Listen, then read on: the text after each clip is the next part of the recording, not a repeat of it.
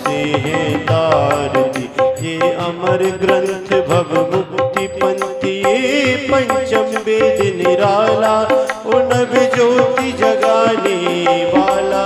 ये अमर ग्रंथ ये मुक्ति पंथ ये पंचम वेद निराला, ओ नव ज्योति जलाने वाला, ओ नभ ज्योति जलाने वाला, नव ज्योति जलाने वाला।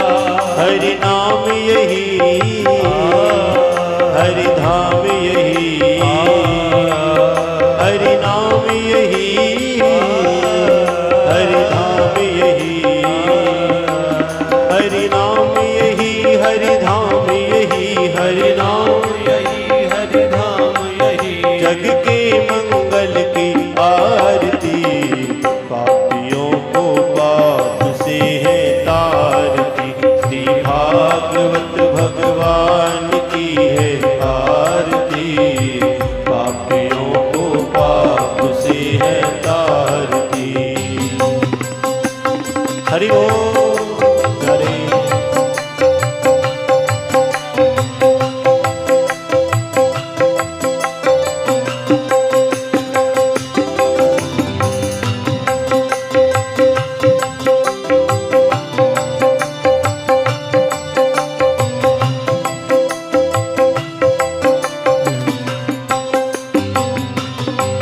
ये शांति गीत पावन पुनीत, पापों को मिटाने वाला, ओ हरि दरस कराने वाला।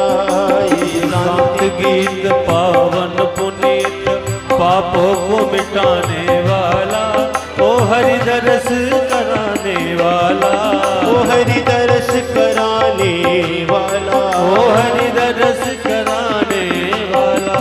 ये सुख करनी, ये दुख हरनी, ये सुख करनी, ये दुख हरनी, ये सुख करनी, ये दुख हरनी, ये सुख करनी, ये दुख हरनी। श्री मधुसूदन की आरती, पापियों को पाप से है तारती। श्री भागवत भगवान की आरती, पापियों को पाप से है तारती। जय हो।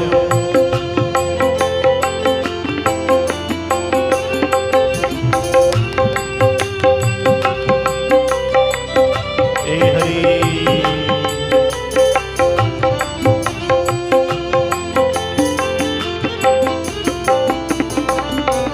मधुर बोल सदपंथ खोल, सन्मार्ग बताने वाला, वो बिगड़ी को बनाने वाला। ये मधुर बोल मग पंथ खोल, सन्मार्ग बताने वाला, ओ बिगड़ी को बनाने वाला, वो बिगड़ी को बनाने वाला, ओ बिगड़ी को बनाने वाला।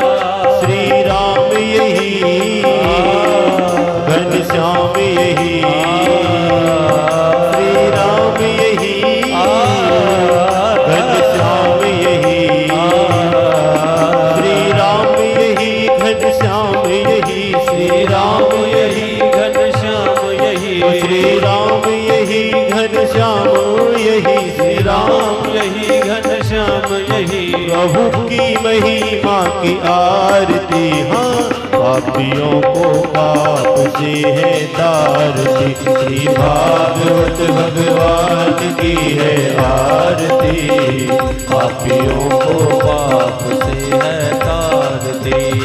पापियों को पाप से है तारती, पापियों को पाप से है तारती, पापियों को पाप से है तारती। वो विष्णु पुराण में है, ये प्रसंग भागवत में नहीं है। जब आंख को नली में लगा दिया तो भगवान ने एक डाब लेकर के उसको जोर से फेंका तो शुक्राचार्य जी की आंख फूट गई। बोले किसी अच्छे काम में बीच में विघ्न नहीं करना चाहिए, शुक्राचार्य जी नहीं बनना चाहिए। जब जल आ गया तो राजा बलि ने रानी का हाथ लगा करके 3 पग पृथ्वी के दान का संकल्प करके भगवान वामन देव के हाथ में दे दिया। जब वामन भगवान को 3 पग पृथ्वी के दान का संकल्प मिल गया, भगवान ने कहा मैं नापू, बोले नापो, बोले नापू, बोले नापू। और ये कहते कहते ही भगवान वामन से त्रिविक्रम बन गए। बोलिए त्रिविक्रम भगवान की जय हो। त्रिविक्रम बन गए भगवान। और त्रिविक्रम बन करके एक पैर में भगवान ने 7 लोग नीचे के नाप लिए और दूसरे पैर में 7 लोग ऊपर के नाप लिए। जैसे ही ऊपर के लोगों को नापा, भगवान का चरण ब्रह्मांड के जाकर के लगा, ब्रह्मांड फट गया। ब्रह्मा जी ने आकर के भगवान के चरण को एक अंगूठे, चरण के अंगूठे को कमंडल में धोया और वही चरण के अंगूठे के जल से गंगा मैया प्रकट हो गई। बोली गंगा मैया की जय हो। जो जन जन का कल्याण कर रही। जब 2 पैरों में त्रिलोकी को नाप लिया तो बलि से कहा कि बताओ तीसरा पैर कहां रखे। बोले महाराज जी दान बढ़ा के दानी बढ़ा। बोले दानी बढ़ा है, दानी नहीं होगा तो दान कहां से आएगा। बोले आप ऐसा करो, पदम तृतीयम कुरुशिष्ट में निजम, तीसरा पैर मेरे सिर पे रख दो। भगवान बोले तेरा सिर कहीं त्रिलोकी से बाहर है क्या? तू त्रिलोकी से बाहर है क्या? तो फिर महाराज जी क्या करें? बोले अब मैं तुझे नरक में भेजूंगा। तू संकल्प करके विकल्प कर रहा है। भगवान बलि को बांधने की तैयारी करने लगे, नरक में भेजने की तैयारी करने लगे। तभी आकाश में सब देवता आ गए। ये क्या हो रहा है? ये क्या लीला हो रही है प्रभु? देवता तो आकाश में से देख रहे थे और प्रहलाद जी महाराज जो बलि के बाबा हैं वो तो बैकुंठ से उतर करके भगवान के सामने आ गए। भगवान ने कहा प्रहलाद जी आप कैसे पधारे? बोले नाथ मैं तो ये याद दिलाने आया हूं कि आपने नरसिंह रूप बनाया, तब ये कहा था कि प्रहलाद तेरी 21 पीढ़ी नरक में नहीं जाएगी, आप मेरे पोते को नरक में भेज रहे हो। याद दिलाने आए। जब ये कहा तो भगवान वामन बोले अरे प्रहलाद तू क्या समझता है मैं बलि को नरक में भेजूंगा? मैं बलि को नरक में कैसे भेज सकता हूं प्रहलाद? बलि अगर चाहे जो ले सकता है बलि। बलि ने हाथ जोड़ दिए, बोले नहीं महाराज बस मुझे कृपा चाहिए आप। भगवान ने कहा बलि स्वर्ग का राज तो मैंने इंद्र को दे दिया, मैं मां अदिति को वचन दे चुका हूं, तुम सुतल लोक के राजा बनो। सुतल लोक में राग करो आराम से जाके। बोले महाराज मैं तो सुतल लोक में चला तो जाऊंगा लेकिन आपके दर्शन कहां मिलेंगे? आपके दर्शन तो हो। बोले नित्यम दृष्टासि माम तत्रो गदा पाणिम अवस्थितो, मैं तुम्हारे द्वार पर खड़ा होकर के गदा लेकर के पहरा देने का काम करूंगा, नित्य दर्शन दूंगा मैं तुमको। बोले जैसी आपकी इच्छा। भगवान बलि के साथ में सुतल लोक में चल दिए। बलि तो सिंहासन पर जाकर के बैठ गए और भगवान बलि के द्वार पर पहरेदार बन गए। बहुत दिन हो गए पहरेदारी करते करते। एक बार रक्षाबंधन का त्योहार आया, लक्ष्मी जी राखी लेकर के सुतल लोक में आई, बलि के हाथ में राखी बांधी। बलि ने कहा कि मांगो क्या चाहिए? बोले भैया और तो सब मौज है, एक चौकीदार नहीं है मेरे, तेरा चौकीदार दे दे बाहर खड़ा हो। बलि ने कहा सब कुछ खोने के बाद मैंने चौकीदार को पाया है बहन, ये कैसे दे दे? बोले मेरा भी लोग सूना पड़ा है। तब बलि ने कहा कि देवी बहन 12 महीने में ये 8 महीने चौकीदार बैकुंठ में रहेगा और 4 महीने को सतलोक में आना ही पड़ेगा। तो आषाढ़ सुदी 11 से लेकर के कार्तिक सुदी 11 तक 4 महीने आज भी भगवान बलि के यहाँ पहरा देने जाते हैं। इस प्रकार से बलि पर जो कृपा की और बलि की भक्ति के सामने भगवान बौने हो गए, बावन हो गए। इस कथा को जो सुनते हैं और जो सुनाते हैं उनका चित्त भगवान के चरणारविंद में लग जाता है। इसी प्रकार से भगवान ने एक सत्यव्रत नाम के राजा पर कृपा की। सत्यव्रत राजा कृतवाला नदी में स्नान करने गए, एक मछली आई। मछली ने कहा कि राजन आज के 7वें दिन प्रलय होगी, तुम प्रलय का दर्शन करना। राजा नाव लेकर के गया, सप्त ऋषियों को लेकर गया, सप्त धान लेकर गया। प्रलय देखी, बहुत बड़ी प्रलय। उसमें मत्स्यावतार भगवान को देखा। बोलिए मत्स्यावतार भगवान की। जय हो। मत्स्यावतार भगवान के सींग था, उसको नाव से बांध दिया, बांस की नाक से। तब मत्स्यावतार भगवान ने राजा सत्यव्रत को मत्स्य पुराण का, मीन पुराण का ज्ञान दिया। इस प्रकार से भगवान ने सत्यव्रत राजा पर कृपा की और ये 8वां स्कंद पूर्ण हुआ। माँ गंगे के चरणों में भागवत जी का 8वां पुष्प अर्पित। आइए अब हम लोग 9वें स्कंद में प्रवेश करें बड़े भाव से।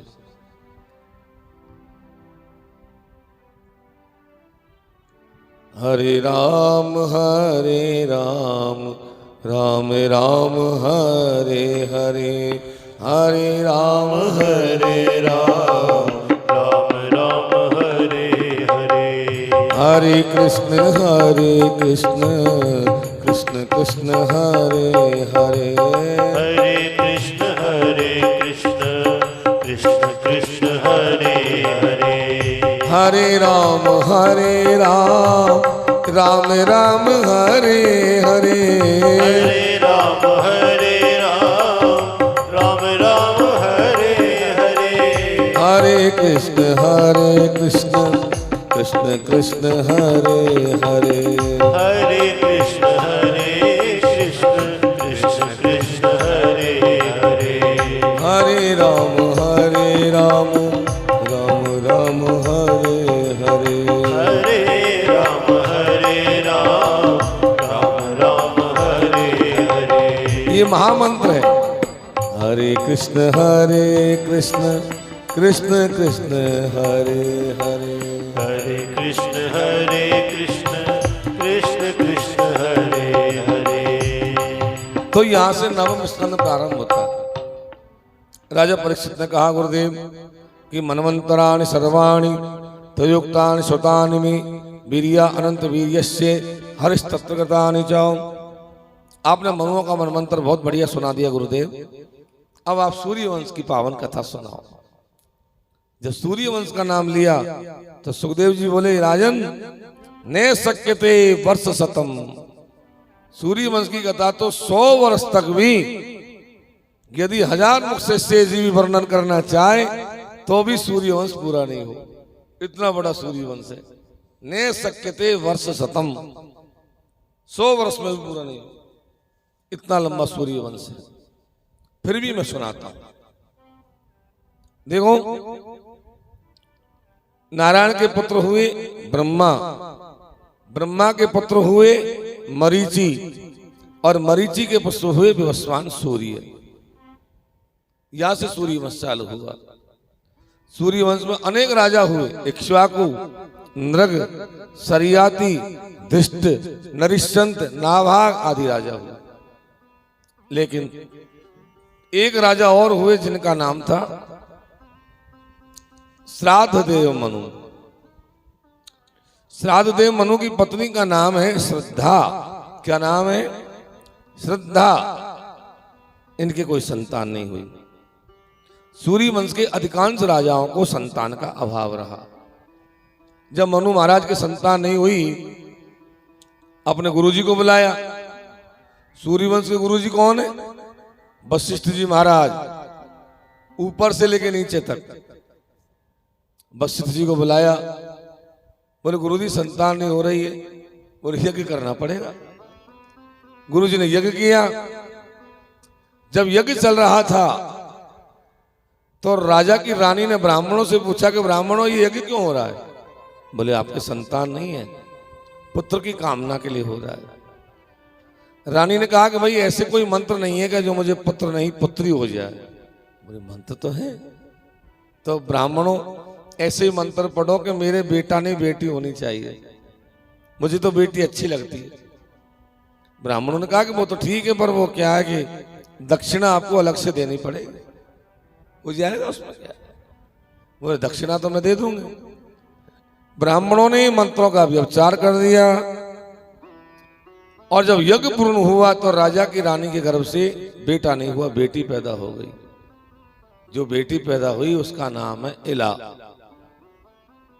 राजा गुरुजी के पास गया, बोले गुरुजी आपने मंत्र जब अच्छे पढ़े, आप जैसे आचार्य थे, और जब इतना बढ़िया यज्ञ हुआ, पर लड़के की जल लड़की क्यों हुई? गुरुजी बोले भाई मैंने तो सब काम बढ़िया किया, ब्राह्मणों ने गड़बड़ तो नहीं कर दिया। ब्राह्मणों को बुलवाया तो ब्राह्मणों ने कह दिया गुरुजी हम तो रानी के चक्कर में आ गए और हमने मंत्रों का व्यभिचार कर दिया। पहले गुरुजी ने ब्राह्मणों को फटकार लगाई, बोले तुमको ऐसा नहीं होना चाहिए, तुमको अपना काम सही करना चाहिए, बहुत गलती बात। फिर राजा और रानी को फटकार लगाई। गुरुजी बोले राजन ब्राह्मणों का क्या दोष है? पहले तुम निर्णय करते घर में बैठ के दोनों कि लड़का चाहिए कि लड़की चाहिए, तुमको लड़का चाहिए, रानी को लड़की चाहिए, ब्राह्मण तो पिस गए बेचारे, क्या करे वो? राजा ने हाथ जोड़े, गुरुजी अब क्या होगा? बोले होगा क्या, हो तो गया। बोले नहीं गुरुजी कुछ करो। तब गुरुजी ने भगवान भोलेनाथ का ध्यान लगाया और भोलेनाथ का ध्यान लगा करके अपने मंत्रों के द्वारा उस लड़की को लड़का बना दिया। असंभव बात, लेकिन आजकल विज्ञान भी ऐसे प्रयोग करने लग गए, वैज्ञानिक तरीके से बच्चे पैदा होने लग गए आजकल। जब ऐसा काम होने लग गया तो लोग मानने लगे हाँ भागवत में लिख रही वो भी बात सही हो सकती है। पहले लोग इन बातों को नहीं मानते थे, अब मानने लग गए हाँ ऐसा होता होगा, होता होगा नहीं होता हुआ है, ऐसा हुआ है। ये कोई चुटकुला नहीं, पहले अध्याय की 9वें स्कंद के पहले अध्याय की कथा है। लड़की को लड़का बना दिया मंत्रों के द्वारा। यदि अपने इष्ट में विश्वास हो, मंत्र में श्रद्धा हो, तो असंभव कार्य भी संभव हो जाता है। हमारा पुराना विज्ञान कोई कमजोर नहीं था, हमारे ऋषि मुनियों का जो विज्ञान था वो तो बहुत बहुत अच्छा विज्ञान था। सारा संसार उस विज्ञान को देख रहा है। ऋषि महर्षियों का जो विज्ञान था वो उसके सामने तो आज का विज्ञान भी फीका है। जब वो लड़की को लड़का बना दिया तो नाम हो गया उसका सुद्युम्न। लेकिन एक बार क्या हुआ,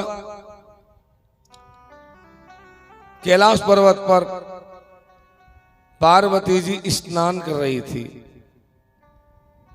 और सप्त ऋषि उधर होकर के जा रहे थे। पार्वती जी को बहुत बुरा लगा, हे भगवान, बोले बाबा से कहा कि आज तो मुझे बहुत शर्म आई, नहाने को कोई जगह भी नहीं बनाई आपने। वो 7 आदमी महात्मा निकल के जा रहे, मुझे बहुत बुरा लगा। महादेव जी बोले क्यों? मुझे बोले बहुत शर्म आई। महादेव जी हंसे, अच्छा शर्म आई तो तुझे आदमी की तो शर्म है, औरत की तो नहीं। बोले औरत की काहे की शर्म? तो महादेव जी ने वरदान दिया कि आज के बाद इस वन में जो भी आएगा वो स्त्री रूप को प्राप्त हो जाएगा। ये रति वन है हमारा। इस वन का नाम आज से क्या है? रति वन। तो घोड़ा पहुंच जाता तो घोड़ी बन जाता, लिंग परिवर्तन हो जाता तो उस वन में जाते। एक बार वो सुद्युम्न राजकुमार हजारों राजकुमारों को लेकर के उस वन में घूमते घामते पहुंच गए।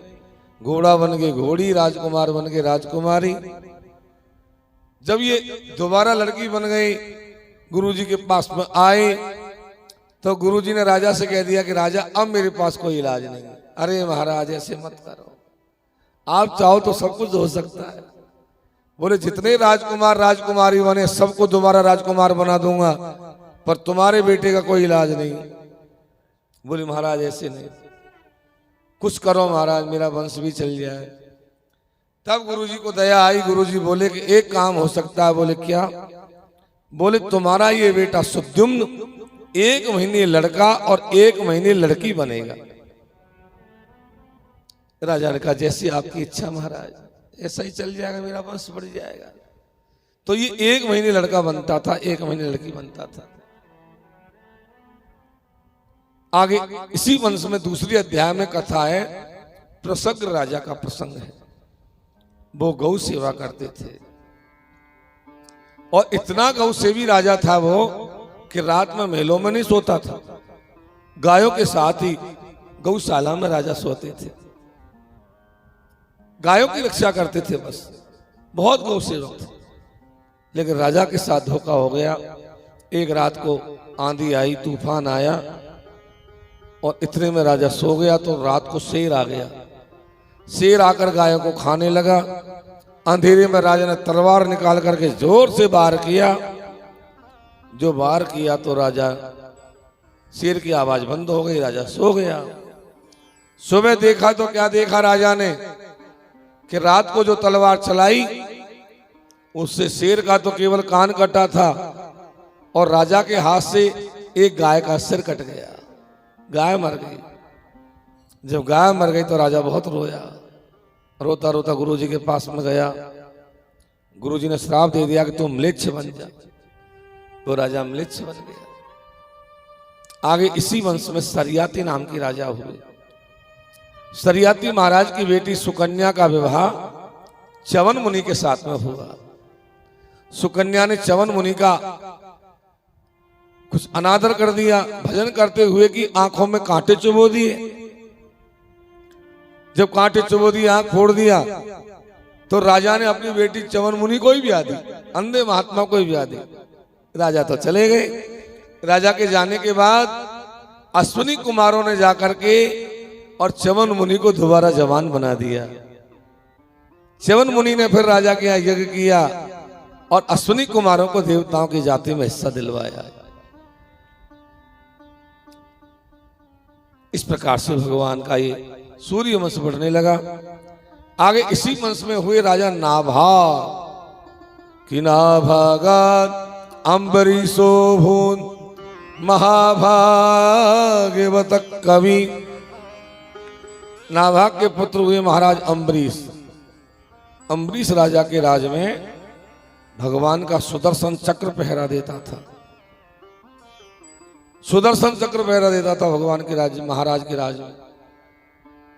और महाराज दिन रात सेवा करते थे भगवान की। 8 पहर की सेवा, 4 पहर की दिन में, 4 पहर की रात को। सवई मनो कृष्ण पदारविंदयो बचांस वैकुंठ गुणानुवर्णने करो हरो मंदिर दे मार्जनादिषु सुतिम चकारा चुत्सत कथोदय। जिसका मन कृष्ण की भक्ति में लग गया उसको कुछ दिखाई नहीं पड़ता। दिन रात सेवा करते। और महाराज के यहाँ एकादशी का व्रत किया जाता। हमारे वैष्णवों में सबसे बड़ा व्रत होता है एकादशी का व्रत। एकादशी से बड़ा कोई व्रत नहीं है हमारे यहाँ। एकादशी का मतलब 5 ज्ञानेंद्रियां, 5 कर्मेंद्रियां और एक मन, ये 11 चीजों को वश में करना ही एकादशी है। एकादशी का व्रत 3 दिन का होता है। एकादशी का व्रत सबसे श्रेष्ठ कौन सा है? उत्तमम तो निराहारो, निराहार व्रत। फलाहारे न मध्यमम। फलाहार करके यदि कोई व्रत करता है, एक बार फलाहार, एक बार, वो मध्यम व्रत होता है। और अनेक बार फलाहार करके जब व्रत करते हैं उनको अधम व्रत का फल प्राप्त होता है। कई लोग तो 3-4 बार फलाहार करते हैं, वो अधम व्रत है। इसका नियम क्या है? 11 के व्रत के एक दिन पहले 10वीं को शाम को भोजन नहीं करना चाहिए। नियम बता रहा हूं। 11 के एक दिन पहले कम भोजन करना चाहिए। हम ज्यादा करते, कल 11 से तो 2 रोटी ज्यादा खाओ। और 11 के दिन एकादशी को आप निराहार कर रहे हैं, फलाहार कर रहे हैं, उस विधि से व्रत करो। और जब एकादशी निकल जाए तो द्वादशी को पहले मंदिर में सीधा देना होता है। चावल आदि का भोग लगता है भगवान के। उसके बाद में फिर ब्राह्मण आदि भोजन करा करके फिर पारण किया जाता है एकादशी का व्रत का। एक बार एकादशी का दिन था, वो तो निकल गया। द्वादशी के दिन व्रत का पारण था। और महाराज के मेलों में एक संत आ गए जिनका नाम है दुर्वासा। महाराज ने कहा दुर्वासा जी से कि आप भोजन कर लेना। बोले कर लेंगे। हम जरा यमुना स्नान करके आते। यमुना स्नान करने गए तो वह बहुत समय लग गया। राजा अम्बरीश ने देखा कि भाई बारिश निकलने वाली है, तेरस आने वाली है, अब मैं क्या करूं? ब्राह्मण को भोजन कराने का न्योता दे दिया, ब्राह्मण से पहले भोजन करूंगा तो पाप लगेगा, और नहीं करूंगा तो मेरा व्रत खराब हो जाएगा। अब क्या करूं? गुरुजी से पूछा, गुरुजी क्या करें? बोले भाई तुलसी चरणामृत का दोष नहीं होता है, भगवान का तुलसी चरणामृत लेकर के व्रत का पान कर लो। तुलसी चरणामृत एक कटोरी में लिया। तुलसी चरणामृत का बड़ा महत्व, अकाल मृत्यु हरणम सर्व व्याधि विनाशनम विष्णु पादोदकम पीत्वा पद जन्मन विद्यते। लेकर कटोरी में जैसे तुलसी चरणामृत पीने लगे राजा अम्बरीश, इतने में दुर्वासा जी दरवाजे पर आ गए। दुर्वासा जी ने देखा, हाँ मुझे नौता दे करके खुद ही भोजन करके पानी पी रहा है। अब दुर्वासा तो क्रोधी है, माथे में से जटाओ पाड़ी, चांडाली पैदा कर दिया। बोले अम्बरीश को मार के आओ। वो चांडाली जब अम्बरीश को मारने आई तो अम्बरीश महाराज की राजगद्दी पर से सुदर्शन चक्र चला और उसने जाकर के चांडाली पर जोर से प्रहार किया। चांडाली जल के भस्म हो गई और सुदर्शन चक्र दुर्वासा जी के पीछे पड़ गया। अब आगे आगे दुर्वासा जी भाग रहे हैं, पीछे पीछे भगवान का सुदर्शन जा रहा है। दुर्वासा जी भागते भागते ब्रह्मलोक में गए। ब्रह्मा जी ने हाथ जोड़ दिए, भगवान के शंकर जी के धाम कैलाश में गए। शंकर जी ने हाथ जोड़ दिए, नहीं पड़ेगी पार, सुदर्शन से नहीं बचा सकते। तब दुर्वासा जी वैकुंठ में आए, भगवान के चरणों में आके रे पाई मां, पाई मां। भगवान बोले क्या बात है दुर्वासा? बोले आपका सुदर्शन पीछे पड़ गया। भगवान बोले मैं क्या करूं, तो मैं नहीं बचा सकता। बोले कौन बचाएगा? आपका सुदर्शन, आप त्रिलोकीनाथ, आप नहीं बचाओगे तो कौन बचाएगा? भगवान हंस गए, बताओ प्रभु जल्दी करो। भगवान बोले दुर्वासा कि अहम भक्त पराधीनो। आहा कितनी बढ़िया बात कही भगवान। या दुर्वासा से कितनी बढ़िया बात कही भगवान कि अहम भक्त पराधीनो ए स्वतंत्र इवद्दिजो साधुर्भिर्ग्रस्त हृदयो भक्ति भक्त जनप्रिय। दुर्वासा मैं तो भक्त के पराधीन हूं। जैसे पतिव्रता नारी अपने पति को वश में कर लेती है, ऐसे भक्त मुझे वश में कर लेते हैं। भक्त जैसे नचाता है वैसे नाचता हूं मैं तो। नचायो भक्तन ने मोहे नाना ने भांति। साधूनाम हृदयम मह्यम साधूनाम हृदयम तो हम मदन्यते न जानन्ति ना हम तेभ्यो मनागपि। दुर्वासा साधुओं का जो हृदय है वो मेरा ही है और मेरा जो हृदय वही साधुओं का है। हमें कोई फर्क नहीं है। कोई साधु का अपमान करता है, कोई संत का अपमान करता है, मुझे बहुत बुरा लगता है। तुमने दुर्वासा अम्बरीश का अपराध किया है, अब तुमको बचाने वाला है दुनिया में तो कोई नहीं है, केवल अम्बरीश ही है, उसी के पास में जाओ। दुर्वासा जी वापस भागे। 12 महीने हो गए दुर्वासा जी को भागते भागते। 12 महीने बाद में दुर्वासा जी जब भागकर अम्बरीश के महल के द्वार पर आए तो क्या देखा? अम्बरीश राजा दरवाजे पर भोजन की थाली लेकर के खड़े। बोले महाराज भोजन करो। 12 महीने से आपने भोजन नहीं किया तो मैंने भी भोजन नहीं किया। मैं ब्राह्मण के भोजन कराए बिना कैसे भोजन कर सकता हूं? आप भोजन करो महाराज। दुर्वासा जी बोले तुझे भोजन की पड़ रही है, मेरे प्राणन के लाले हो रहे, तेरा सुदर्शन मेरे पीछे पड़ गया। सुदर्शन? बोले हाँ। सुदर्शन भगवान? बोले हाँ। तब अम्बरीश महाराज ने सुदर्शन से प्रार्थना किया 8 मंत्रों में, लेकिन सुदर्शन भगवान ठंडे नहीं पड़े। खूब मंत्र बोले, भागवत में मंत्र 8 मंत्रों में स्तुति आई, लेकिन सुदर्शन भगवान ठंडे नहीं हुए। तब अम्बरीश राजा ने सुदर्शन भगवान को अपने भक्तों की सौगंध दिलाई। सौगंध दिला के क्या कहा कि हे प्रभु यदि हे प्रभु यदि मैंने मन वाणी और कर्म से आपकी सेवा की है, यदि नो भगवान प्रीत। अब कई बार हमारे श्लोक चले जाते हैं, निकल जाते हैं, लेकिन जैसे ही मां ध्यान लगता है, एकदम मां ध्यान लगता है, तुरंत आ जाता है श्लोक, अपने आप आ जाता है। कभी चूकता नहीं हूं, ऑटोमेटिक आ जाता है 1 सेकंड। अब चूक गया था, तुरंत आ गया। फिर यदि नो भगवान प्रीत हो एको सर्व गुणाश्रयो सर्वभूतात्म भावेन जरो भवतु विज्वर। यदि मैंने मन वाणी और कर्म से भगवान की सेवा की है तो हे सुदर्शन भगवान, आपको भगवान आपके भक्तों की सौगंध है, आप ठंडे होकर के राजगद्दी पे बैठ जाओ। ये कहते सुदर्शन ठंडा होकर राजगद्दी पे जाकर के बैठ गए। दुर्वासा जी राजा अम्बरीश के चरणों में गिर गए। क्या कहा? अहो अद्य वयम, अहो अद्य वहम ब्रह्मन। मैंने आज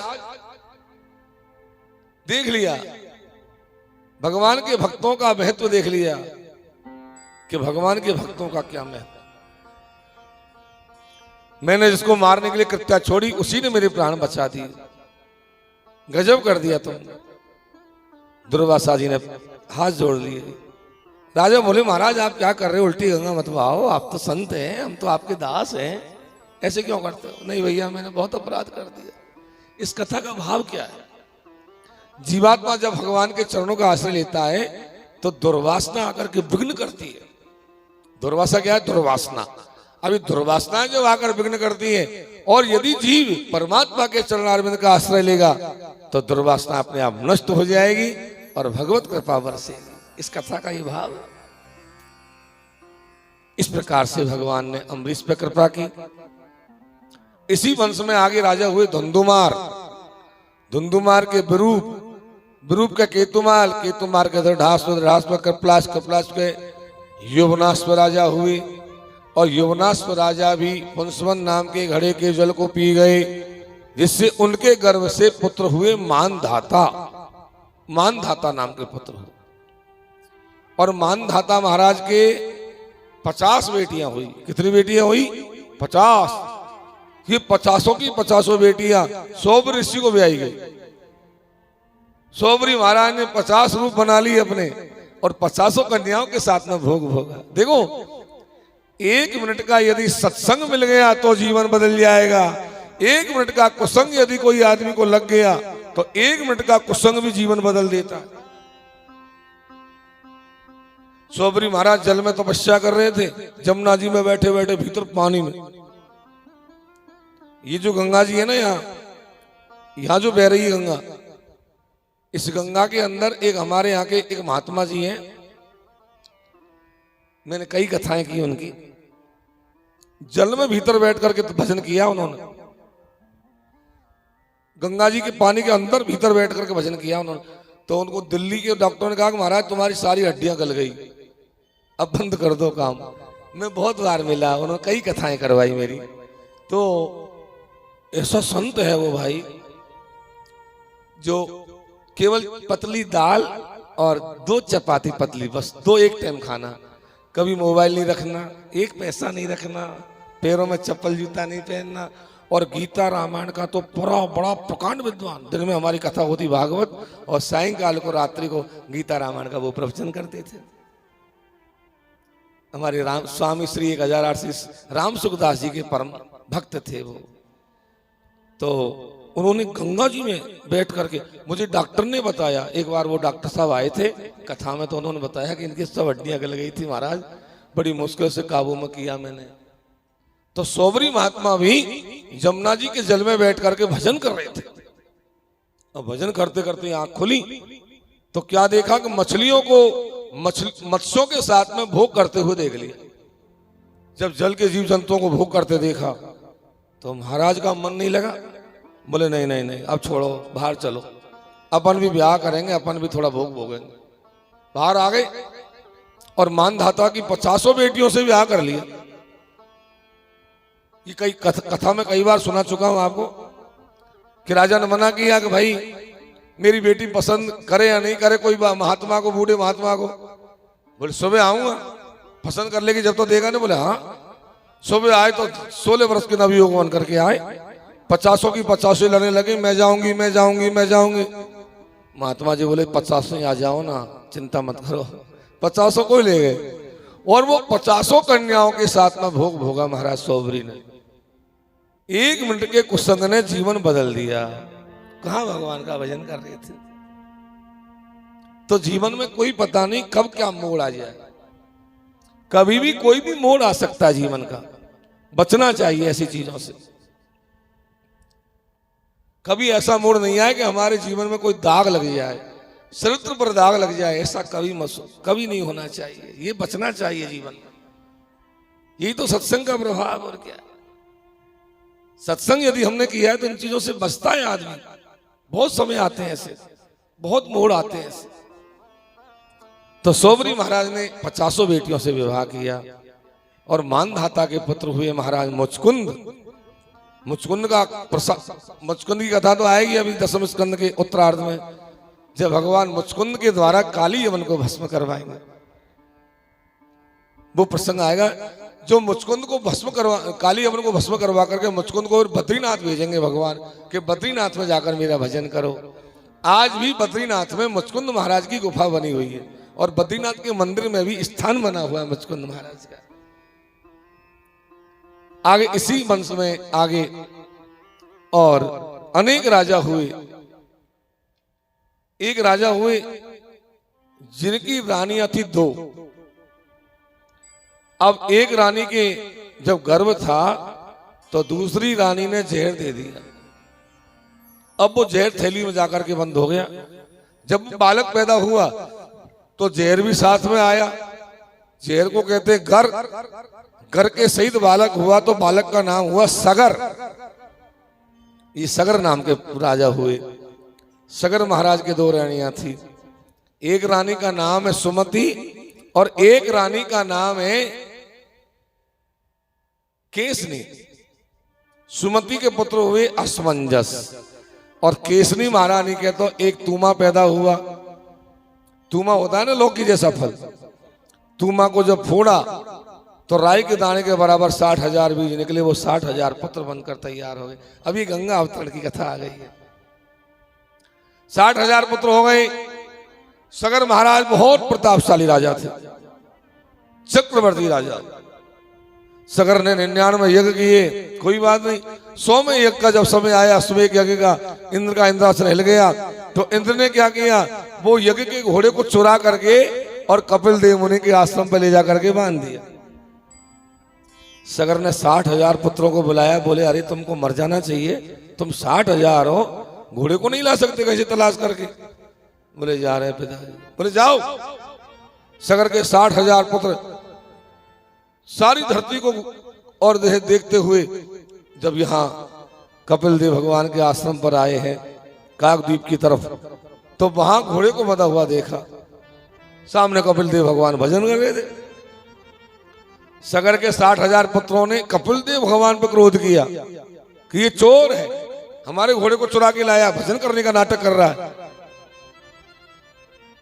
जब कपिल भगवान पर क्रोध किया तो ये क्रोध जब करने लगे तो इतने में कपिल भगवान की आंख खुली और आंख के खुलते ही और ये सगर के 60,000 पुत्र भस्म हो गए। जब भस्म हो गए, सगर महाराज को पता चला, बड़ा दुख हुआ। असमंजस इनका पुत्र कुछ नहीं कर पाया। पर असमंजस के पुत्र हुए अंशुमान।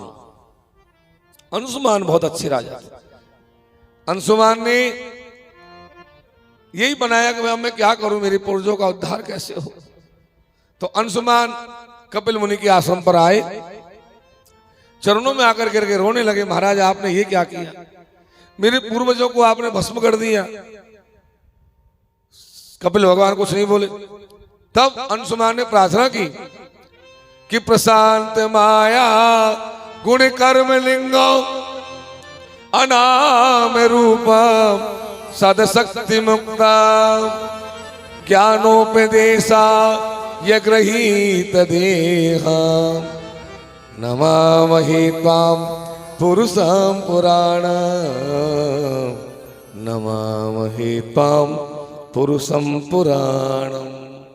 हे नाथ, आप शांत रूप को धारण करने वाले हैं और ज्ञान देने के लिए आपका अवतार हुआ है।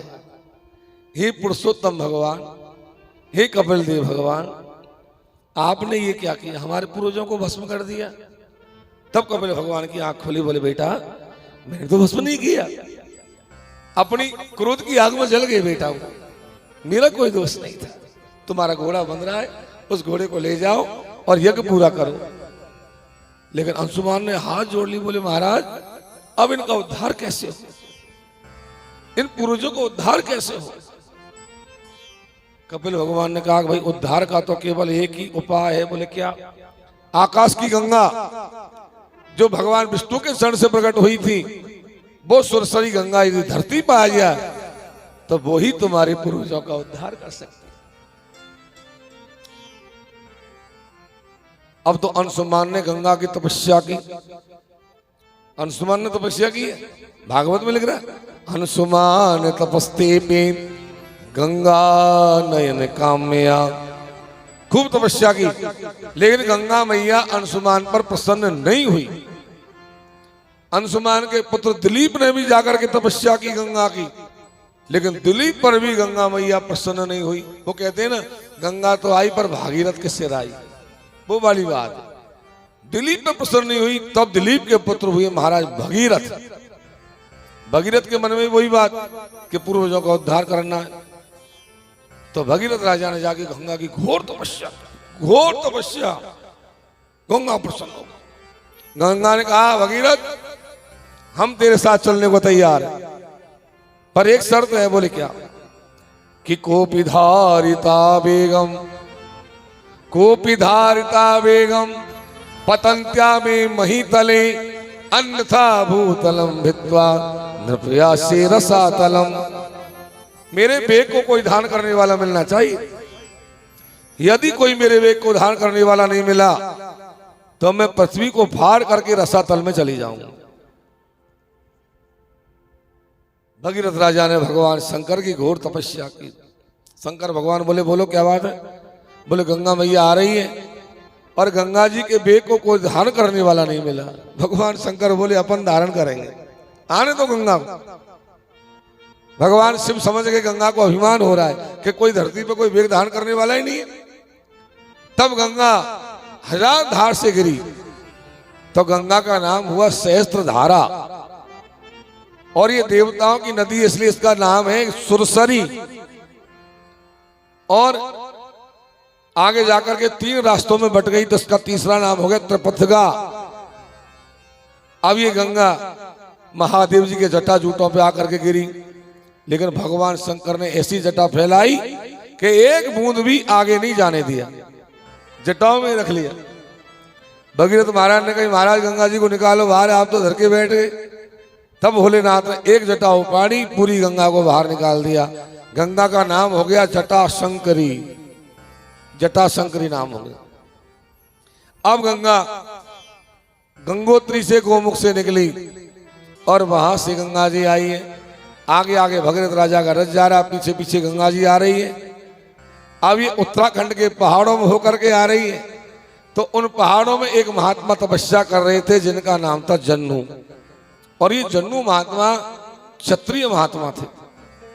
क्षत्रिय कोई महात्मा बन जाता है तो उसको कहते हैं राज ऋषि, और ब्राह्मण कोई महात्मा बन जाता उसको कहते हैं ब्रह्म ऋषि। तो ये राज ऋषि थे जन्नू महाराज, भजन कर रहे थे। जब भगीरथ राजा का रथ निकल के गया तो भगीरथ महाराज ने कहा महाराज हट जाओ हट जाओ, गंगा जी आ रही है। महात्मा जी बोले बच के चली जाएगी तेरी गंगा। लेकिन गंगा जी जब आई तो तेज हवा लेकर के आई, और तेज हवा के आते ही जन्नू महाराज की झोपड़ी उड़ गई। जो झोपड़ी उड़ी, जन्नू महाराज ने मुंह खोला और पूरी गंगा को पी गए। जब गंगा जी को जन्नू महाराज पी गए, भगीरथ राजा ने पीछे मुड़कर देखा तो गंगा जी गायब। वापस मुड़े, जन्नू महाराज से पूछी गंगा जी कहाँ है? बोले कौन सी गंगा? बोले वो मेरे पीछे पीछे आ रही थी। जन्नू महाराज बोले उसको तो हम पी गए। आप क्यों पी गए महाराज? बोले उसने हमारी झोपड़ी उड़ाई तो हमने उसको पी लिया। बोले महाराज उसको निकालो बाहर, मेरे पूर्वजों का उद्धार कैसे होगा? जन्नू महात्मा ने कहा कि यदि मैंने गंगा को मुख से निकाल दिया तो गंगा झूठी हो जाएगी, चिष्ट हो जाएगी। अब मैं मुंह से नहीं निकालूंगा। अब तो मैं गंगा मैया को कान से निकालूंगा। तो जन्नू महाराज ने गंगा जी को कान से निकाला, अपनी बेटी बनाया और गंगा का नाम हुआ जाह्नवी। बोलिए जाह्नवी मैया की जय। जाह्नवी नाम पड़ गया। अब तो गंगा मैया उत्तराखंड के पहाड़ों में होकर बहती हुई आ रही है।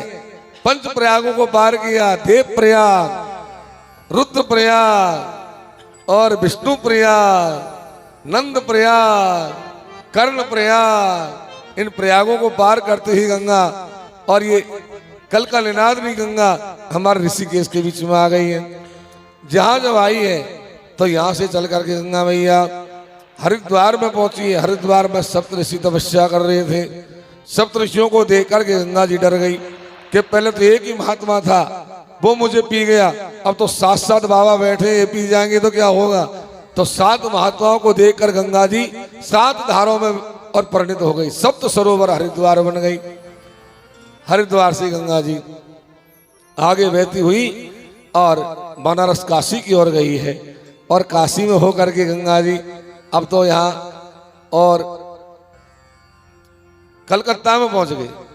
और कलकत्ता से हुगली बनकर के गंगा मैया सीधी गंगा सागर पर पहुंच गई।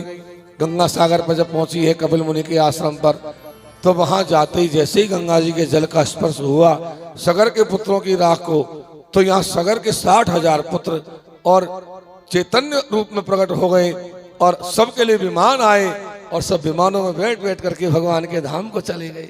भागवत जी में गंगा की महिमा के बारे में लिखा है। क्या लिखा है कि ये जल स्पर्श मात्रेण ब्रह्मदंड हता अपि सगरात्मजा देवा जगमु केवलम देह भस्म भी। इसके जल के स्पर्श मात्र से और सगर के 60,000 पुत्रों का उद्धार हो गया। ऐसी गंगा मैया को प्रणाम है। बोली गंगा मैया की।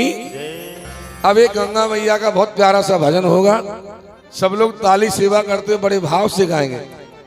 बोली गंगा महारानी की। तेरी लहर मन भाई मैया, तेरी लहर मन भाई श्री गंगा मैया, तेरी लहर मन भाई श्री गंगा मैया, तेरी लहर मन भाई, तेरी लहर मन भाई मैया, तेरी लहर मन भाई श्री गंगा मैया, तेरी लहर मन भाई श्री धारा मैया, तेरी लहर मन भाई। हरि बोल।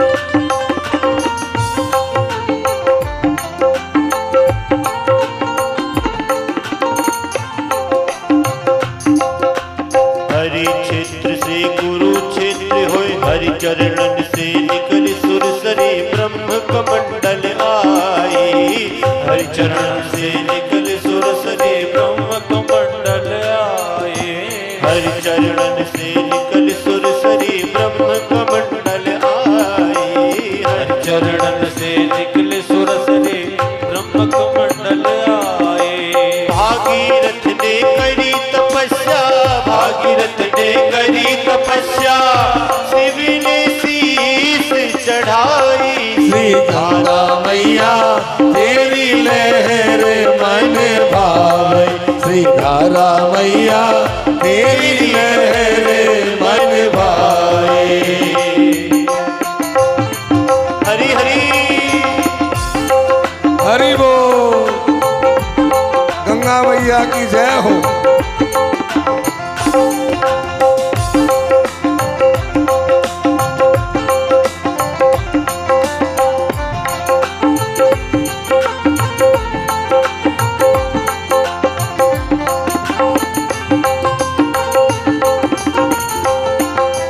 हरि क्षेत्र से कुरुक्षेत्र होय, कर्ण क्षेत्र में नाई, हरि क्षेत्र से कुरुक्षेत्र होय, कर्ण क्षेत्र में आए,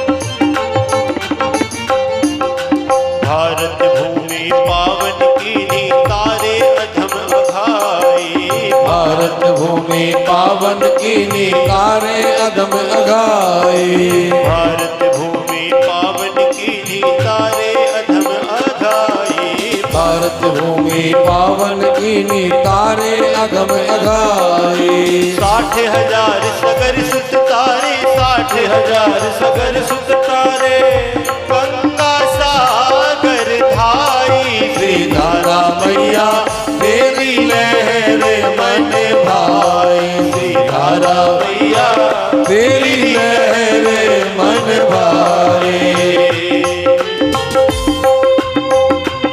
महत के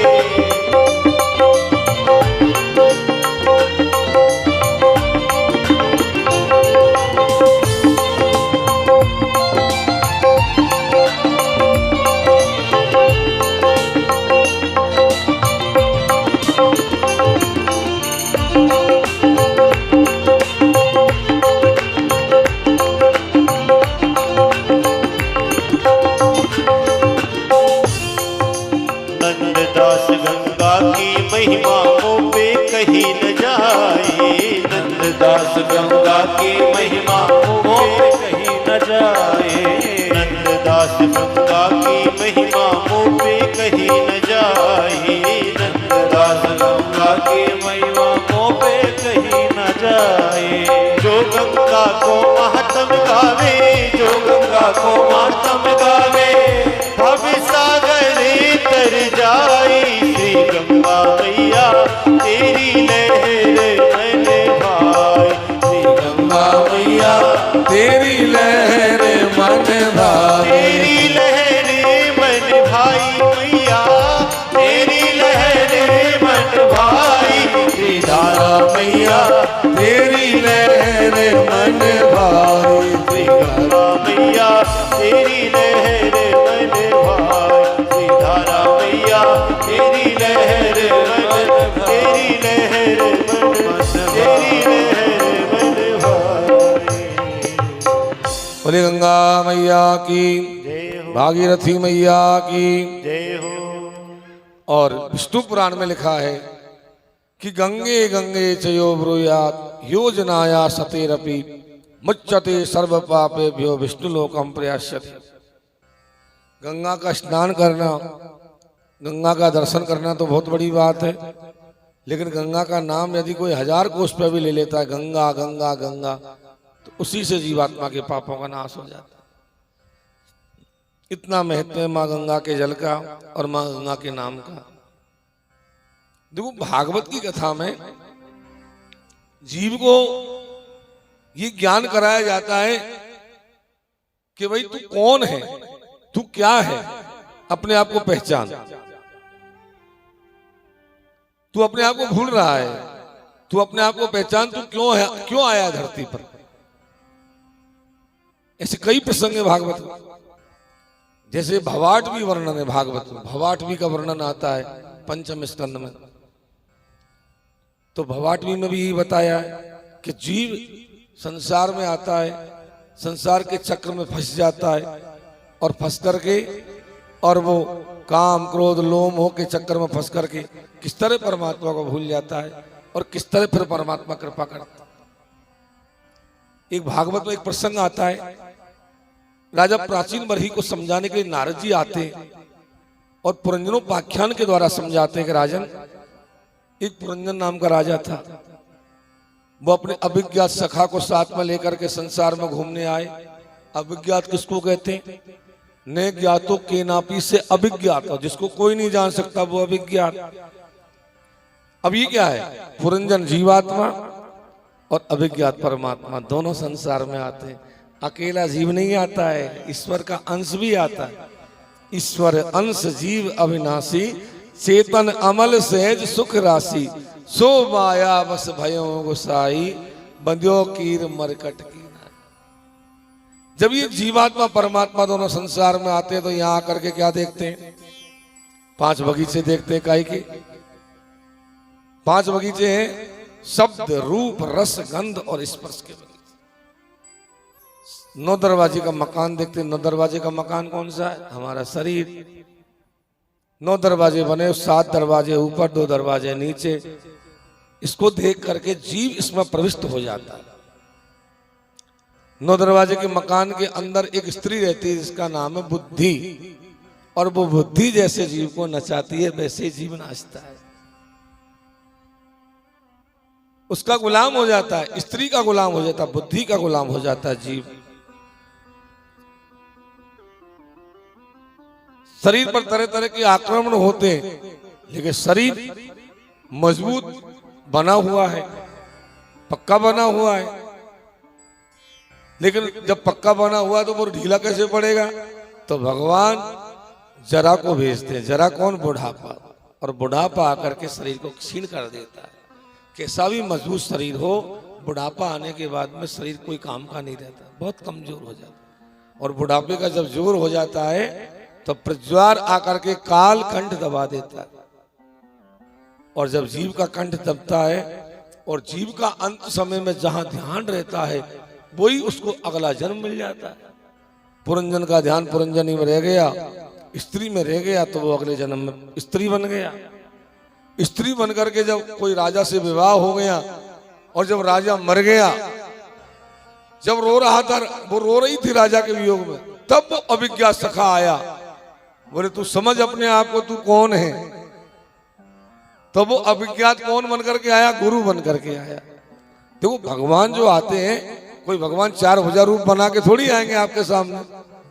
भगवान गुरु बन करके आते हैं और गुरु बन करके आकर के ज्ञान देते हैं कि भैया तू ऐसे नहीं, इधर से नहीं, इधर से चल। तो उसको समझना चाहिए। यदि हमने गुरु की बात पर विश्वास कर लिया, ध्यान दे दिया, तो हमारा कल्याण हो जाता है। भगवान 4 भुजा का रूप बना के नहीं आएंगे, क्या पता किस रूप में भगवान आ जाए गुरु बन करके और हमको ज्ञान दे जाए। हमने अमल कर लिया तो हमारा जीवन धन्य हो गया। तो इस प्रकार से गंगा मैया का हमारी पृथ्वी पर आगमन हुआ, जो आज भी जन जन का कल्याण कर रही है गंगा मैया। आजकल तो गंगा के पानी में बहुत शुद्धता आ गई है, पहले की अपेक्षा बहुत सुधार हो गया है सभी जगह पर। यहाँ तो पहले से भी काफी अच्छा था, लेकिन और जगह भी जहाँ सुधार नहीं था वहां भी बहुत सुधार हो गया है। अब तो भगवान से प्रार्थना करते हैं कि जमुना जी के जल में भी थोड़ा सुधार हो जाए, क्योंकि उसमें बहुत ज्यादा अभी परेशानियां हैं। जमुना जी के जल में बहुत प्रदूषण है अभी।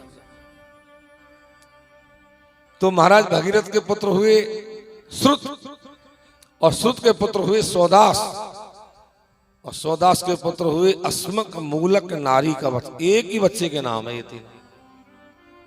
आगे सुखदेव जी ने कहा कि खटवांगा दीर्घबाहुश्चे रघुस्तस्मात् समा अजस्ततो महाराज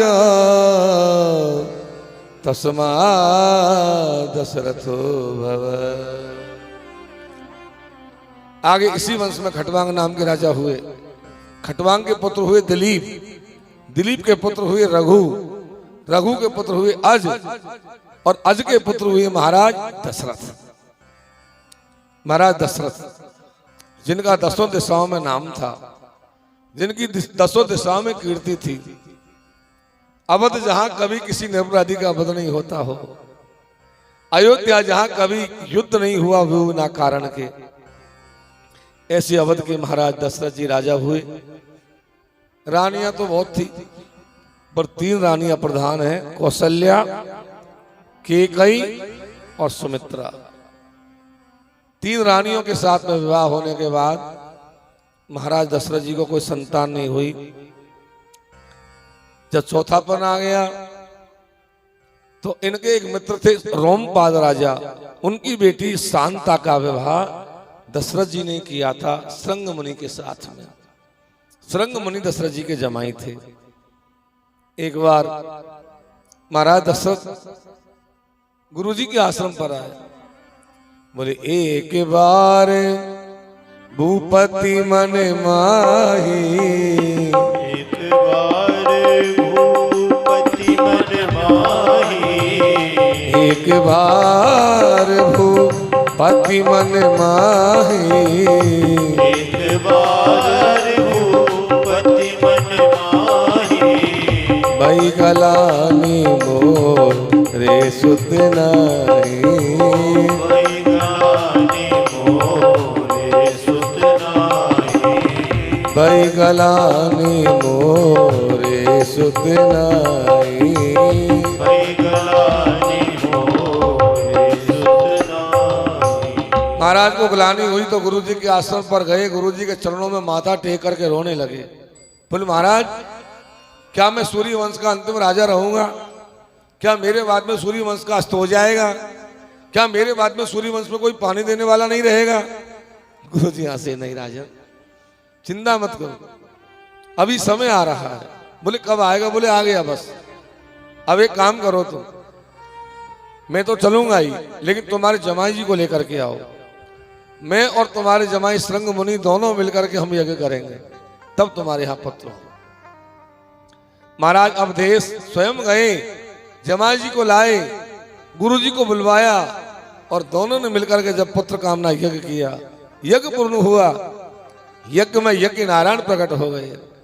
यज्ञ नारायण ने हवि का प्रसाद महाराज दशरथ को दिया। उस प्रसाद को महाराज दशरथ ने तीनों रानियों को बांट दिया। कैसे बांटा?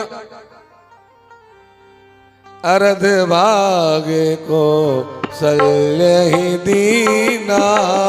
अर्ध भाग को सल्य ही दीना। अर्ध भाग को सल्य ही दीना।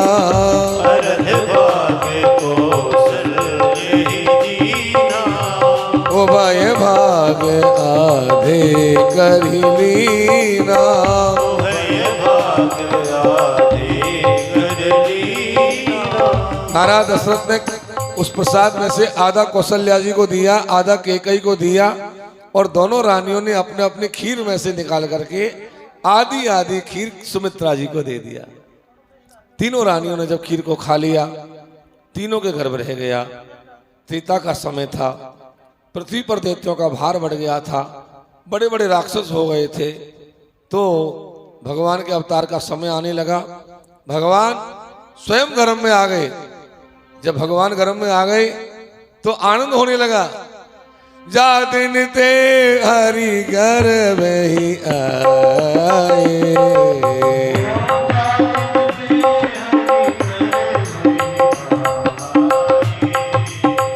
जा दिन ते हरि गर्भ ही आए।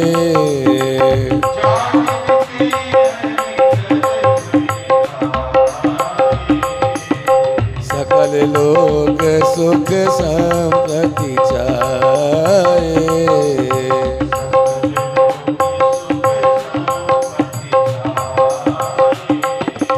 भगवान जब गर्भ में आए, चारों तरफ आनंद होने लगा। नदियों का जो स्वच्छ हो गया, पवित्र हो गया। ब्राह्मणों के यज्ञ कुंडों में से यज्ञाग्नि प्रकट होने लग गई। देवताओं की मूर्तियां हंसने लग गई। गैयाओं को दूध में से, गैयाओं के स्तनों में से दूध की बाढ़ आने लग गई अपने आप।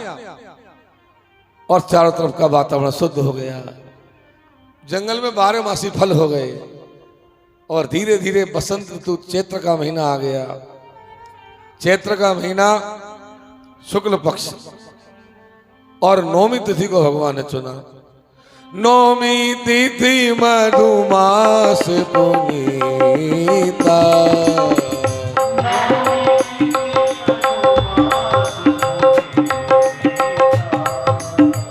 नौमी तिथि मधुमास पुनीता।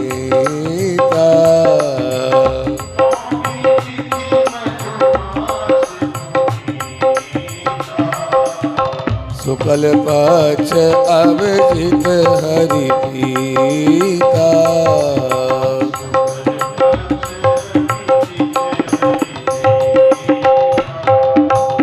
भगवान ने नौमी तिथि को चुना, मंगलवार को चुना और पुनर्वसु नक्षत्र को चुना, कर्क लगन को चुना।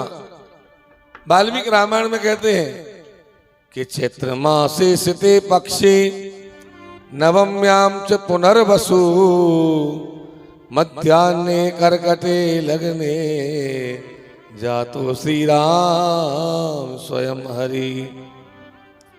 मध्याह्न में कर्क लगन में जाकर के भगवान का 12-1 बजे के बीच में माँ कौशल्या के गर्भ से अवतार हुआ।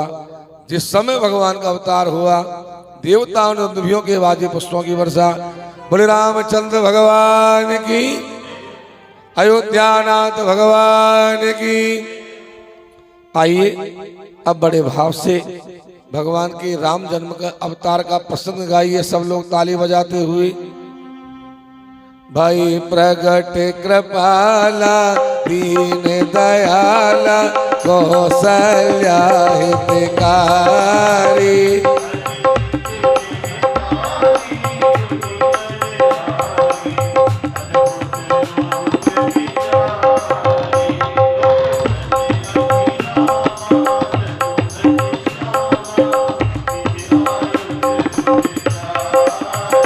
भूषण बने वाला नयन विशाला।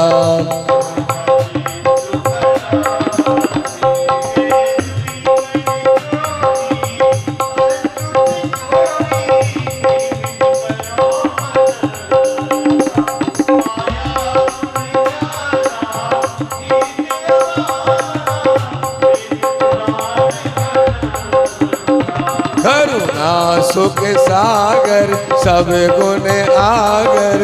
जय गावहि स्तुति संता सो मम हृदय लागी जन अनुराग।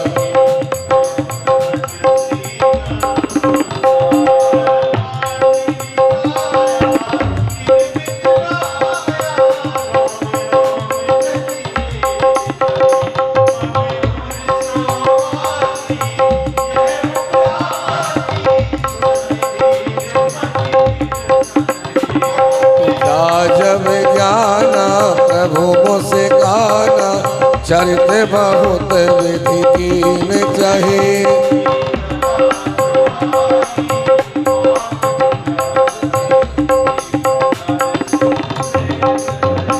माता पुनि बोली सोमति डोली।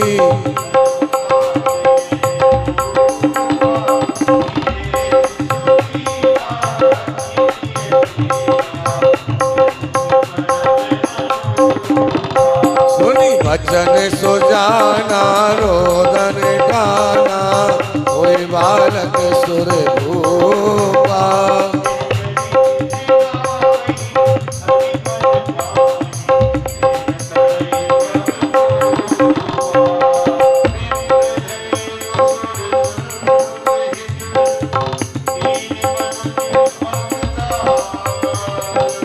निज इच्छा निर्मित बपू माया गुण गोपाल।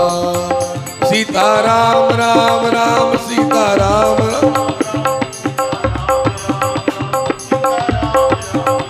राजा राम राम राम राजा राम राम राम राजा राम राम राम राजा राम राम राम राजा राम राम। बोले राघवेंद्र सरकार की। हमारे जन सेवा चैरिटेबल ट्रस्ट के द्वारा भगवान राम जी के अवतार का भगवान राघवेंद्र सरकार का पूजन हो रहा है। अब एक बधाई गाई जाएगी और आप में से भी कोई यदि पूजन और भगवान राम जी के अवतार पर भेंट पूजा करना चाहता हो तो कर सकते हैं। एक भजन बधाई गाई जाएगी, उसके बाद आगे बढ़ेंगे। सब लोग बड़े भाव से उस बधाई को गाएंगे। बड़े राघवेंद्र सरकार की, अयोध्यानाथ भगवान की।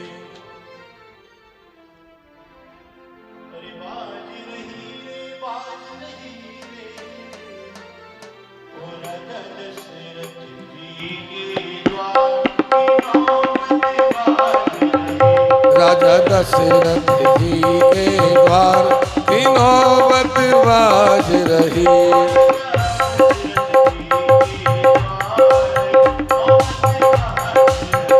राजा दशरथ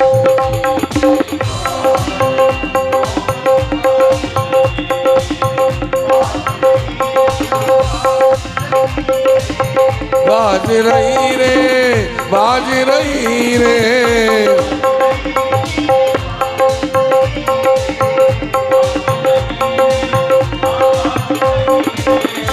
राजा दशरथ जी के द्वार नौबत बाज रही। राजा दशरथ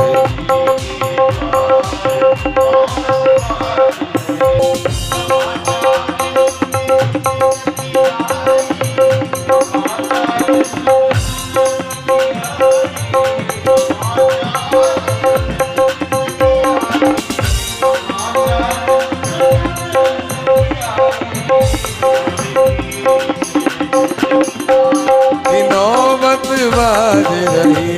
अरे किए सहज श्रृंगार की नौबत बाज रही। राजा दशरथ जी के नौबत बाज रही।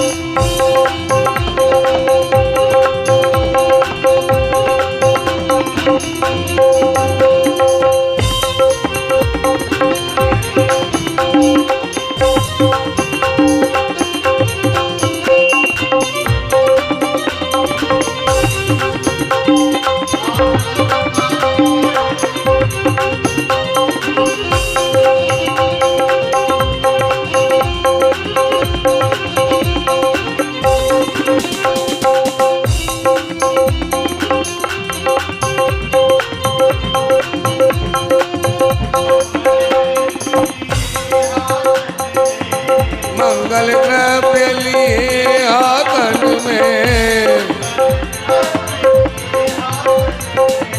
मंगल द्रव्य लिए हाथन में, गावत गावत मंगलाचार,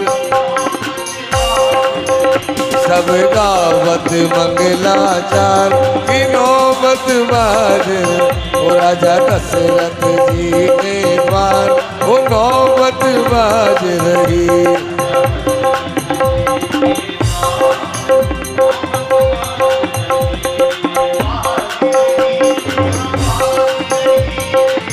बाज रही रे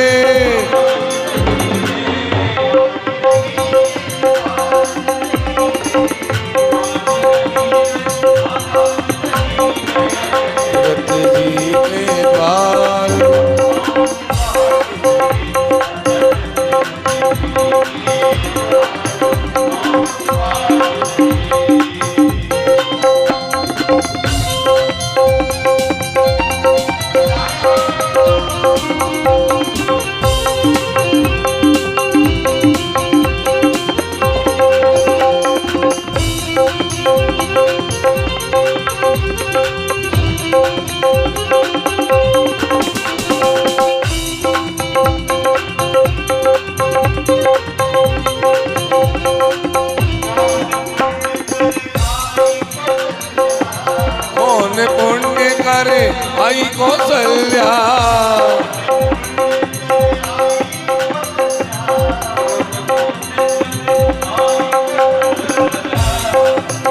या की गोद भरी करतार की नौबत बाज रही। या की गोद भरी करतार नौबत बाज रही।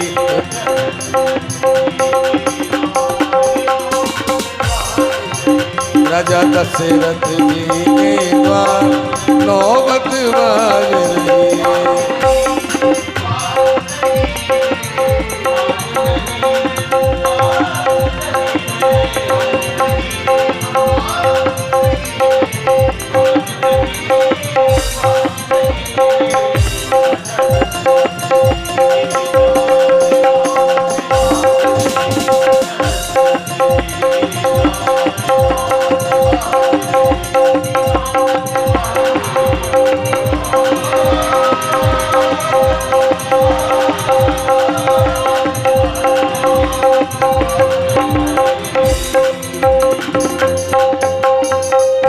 बोले अयोध्यानाथ भगवान की, श्री राघवेंद्र सरकार की, चारों भैयान की।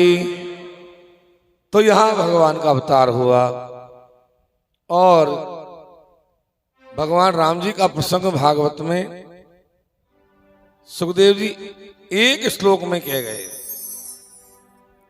मंगलाचरण किया भगवान राम जी के अवतार का और मंगलाचरण करके सुखदेव जी निकल गए आगे। इतना बढ़िया मंगलाचरण है राम अवतार का भागवत जी में, क्या वर्णन करूं। 100 अवतारों में किसी भी अवतार का मंगलाचरण सुखदेव जी ने नहीं किया, केवल राम अवतार का किया। कि गुरुवर थे तख्त राज्यो व्यसरुदनुवनम पद्म पदव्याम प्रियाया पाणि स्पर्शाक्षमाभ्याम व्रजत पदरुजो यो हरिंद्रानुजाभ्याम वैरूप्या चूर्पणख्या प्रिय विरह रुषा रोपित ब्रूबिजम्भा त्रस्तावे बद्ध सेतु खलदवदहना कौशलेन्द्रो बताना। बहुत सुंदर मंगलाचरण किया। गुरुवर थे तख्त राज्यो, भगवान ने अपने गुरु की आज्ञा का पालन करने के लिए अयोध्या के राज को त्याग दिया। गुरु कौन? बोले गुरु तो माँ होती है, पहली गुरु। पहली गुरु कौन होती है? माँ। तो माँ कैकेयी के वचन की रक्षा के लिए भगवान ने अयोध्या के राज को त्याग दिया। एक अर्थ तो ये लग गया। दूसरा अर्थ लगा है कि गुरु शब्द का अर्थ होता है पिता। दूसरा गुरु कौन होता है? पिता।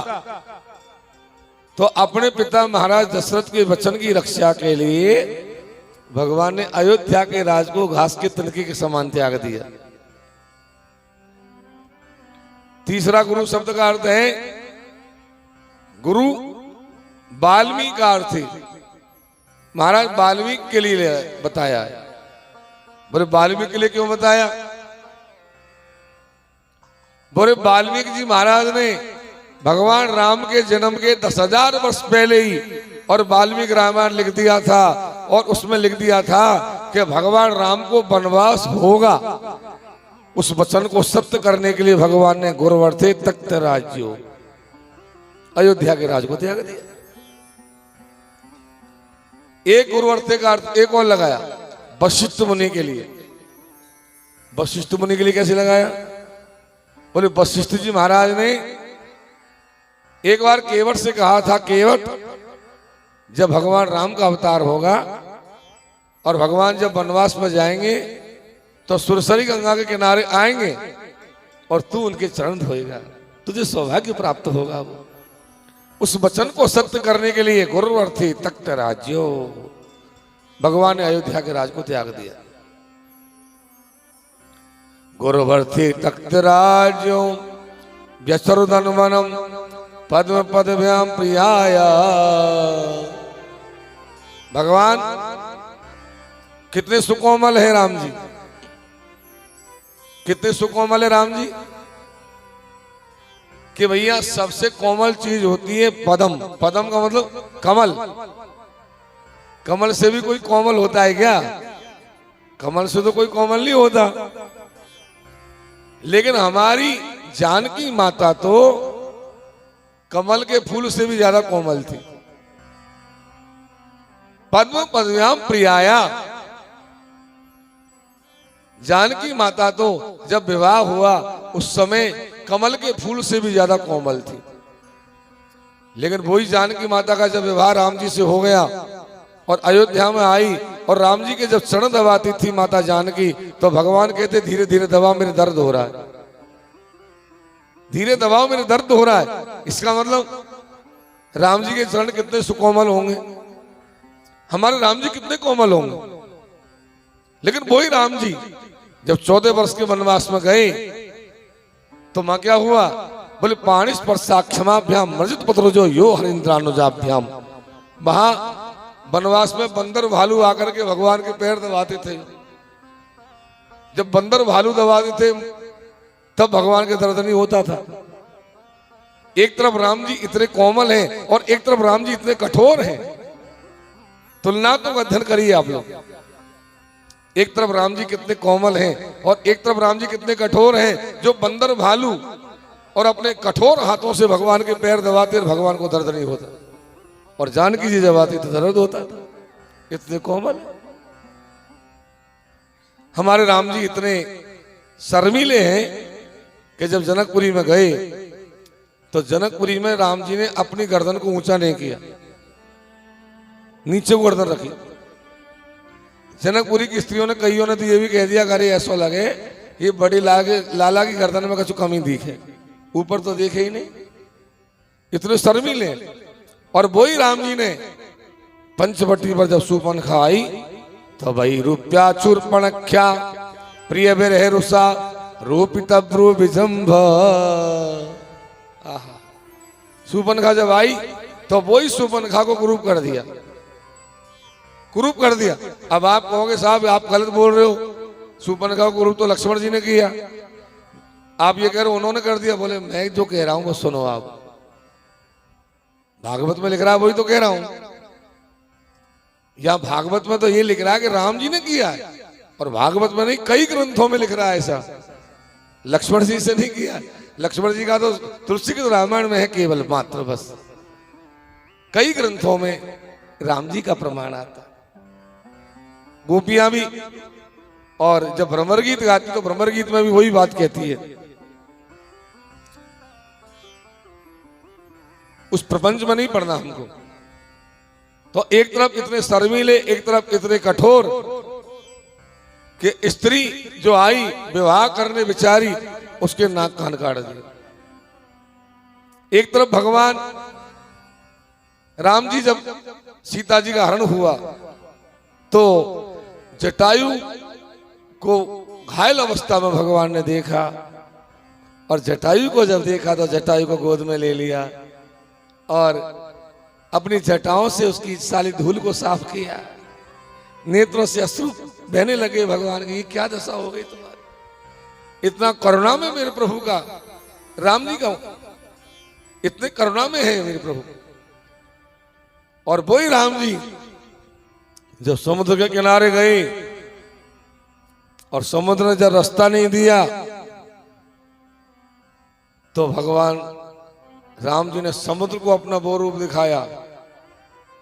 लक्ष्मण धनुष बाण लाओ मेरे, कि बिनेन मानथ जलति जड़ गए 3 दिन भी, बोले राम सकोप तब कि भय बिन हो न प्रीत। नहीं मानेगा ये, अब मुझे इसको सुखाना ही पड़ेगा। भगवान राम ने स्थानक धनुष पर जब बाण चढ़ाया तो जैसे कलैया में घी ओढ़ता है ऐसे समुद्र में बाढ़ आ गई, और पाई माम पाई माम पाई माम करता हुआ समुद्र ब्राह्मण बन करके भगवान के चरणों में आकर गिर गया। मुझे माफ कर दो प्रभु। वो भगवान का रौद्र रूप और कहीं नहीं दिखाया भाई प्रभु ने। एक तरफ भगवान केवट से कह रहे भैया पार कर दे पार कर दे पार कर दे, केवट नखरे दिखा रहा, और दूसरी तरफ भगवान ने बद्ध सेतु, समुद्र पर सेतु बना दिया। ये हमारे राम जी की लीला है। बद्ध सेतु खलदब दहनो कौशलेंद्रो बतान्ना। ये राम अवतार का मंगलाचरण सुखदेव जी ने किया। लेकिन एक बात बताऊं, जब राम अवतार का मंगलाचरण करके सुखदेव जी आगे बढ़ने लगे तो राजा परीक्षित के मन में भाव आया कि गुरुजी और कथा तो खूब सुना रहे, राम कथा तो सुना ही नहीं रहे। अब उस भाव को सुखदेव जी समझ गए, उस भाव को समझ गए सुखदेव जी। तो सुखदेव जी समझ गए कि राजा कुछ ज्यादा सुनना चाहता, थोड़ी ज्यादा सुनना चाहता। तो तुरंत सुखदेव जी ने एक अध्याय कथा को बढ़ा दिया, एक अध्याय कथा को बढ़ा दिया। इतनी सी बढ़ाया बस राम कथा को। आपको पता है अयोध्या में जब गत वर्ष कथा हुई थी तो वहां हमने राम कथा को थोड़ा विस्तार दिया।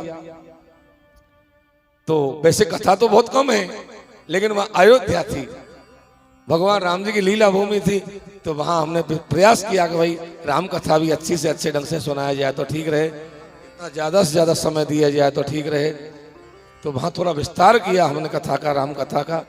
पर अब यहाँ तो कन्हैया तैयार हो रहे हैं आने के लिए, बिल्कुल कि भाई जल्दी से तैयारी कर लो, मैं आ रहा हूं पहले, अब मेरी भी तैयारी रखो बस।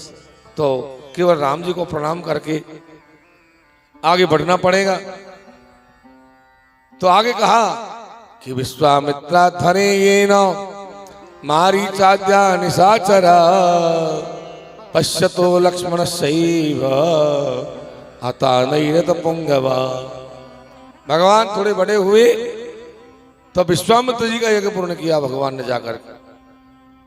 विश्वामित्र जी का जब यज्ञ पूर्ण किया तो वहां भगवान ने ताड़िका का वध किया, सुबाहु को मारा और मारीच को देखा आया हुआ। तो मारीच को देखकर भगवान ने सोचा कि मारीच को अभी मार देंगे तो आगे काम कैसे चलेगा, आगे भी तो काम लेना है मारीच से। तो मारीच को मारा नहीं, क्या किया, बोले बिनु परवाण राम ते ही मारा सतजो जन गा सागर पारा। बिना नोक का बाण देकर के मारीच को 400 को समुद्र के किनारे फेंक दिया, दोबारा आ ही नहीं सकता यार। मारीच को दूर फेंक दिया। फिर भगवान यहां विश्वामित्र जी की आश्रम पर रहे। फिर विश्वामित्र जी के साथ भगवान जनकपुरी में गए। मार्ग में भगवान ने अहिल्या का उद्धार किया कि गौतम नारी श्राप बस उपल देख धरि धीर पद सरोज रज चाहती थी कृपा करहूं रघुवीर। अब यहां गोस्वामी तुलसीदास जी ने गौतम नारी श्राप बस लिखा है। यदि गौतम ऋषि की पत्नी अहिल्या का कोई अपराध होता तो लिख देते कि गौतम ऋषि की पत्नी ने कोई अपराध किया, इस वजह से वो पत्थर की हुई है। लेकिन यहां लिखा है गौतम नारी श्राप बस, नहीं तो लिख देते पाप बस। पाप बस भी लिख सकते थे, गौतम नारी पाप बस उपल दे धरि धीर पद सरोवर चाहती कृपा कर, लेकिन पाप बस नहीं लिखा। क्यों, गौतम की ऋषि पत्नी ने अहिल्या ने पाप नहीं किया था, उसको पता नहीं था बेचारी को, उसके साथ तो धोखा हुआ था। अब धोखे में तो कुछ भी हो सकता है, इसलिए लिखा गोस्वामी जी ने श्राप बस, श्राप लगा हुआ है बेचारी को, आप इसका उद्धार कर दो राघव। भगवान ने उस पत्थर के जाकर के पैर लगाया तो पत्थर में से अहिल्या प्रकट हो गई।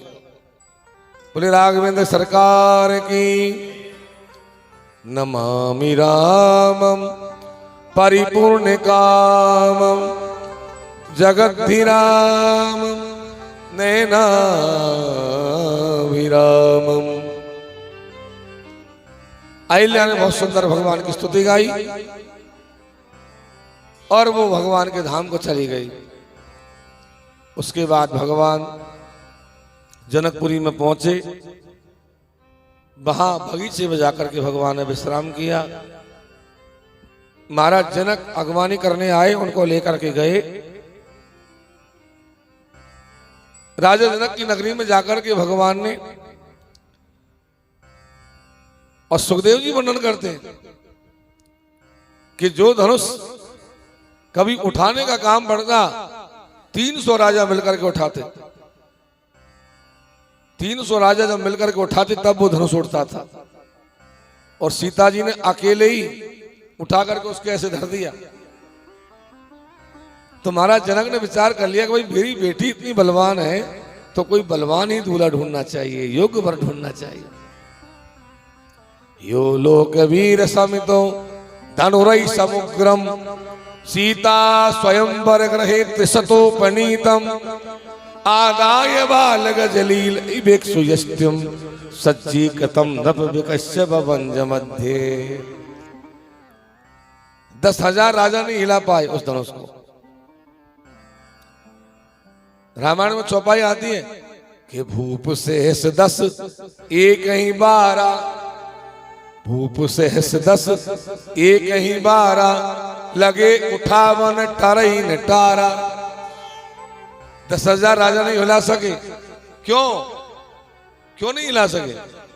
क्योंकि जिनके कछु विचार मन माही, चाप समीप महीपन जाई। समझदार राजा तो उसके पास में गए ही नहीं। सोच लिया ये हमारा काम थोड़ी है, तो भगवान का काम, शिव जी का धनुष है।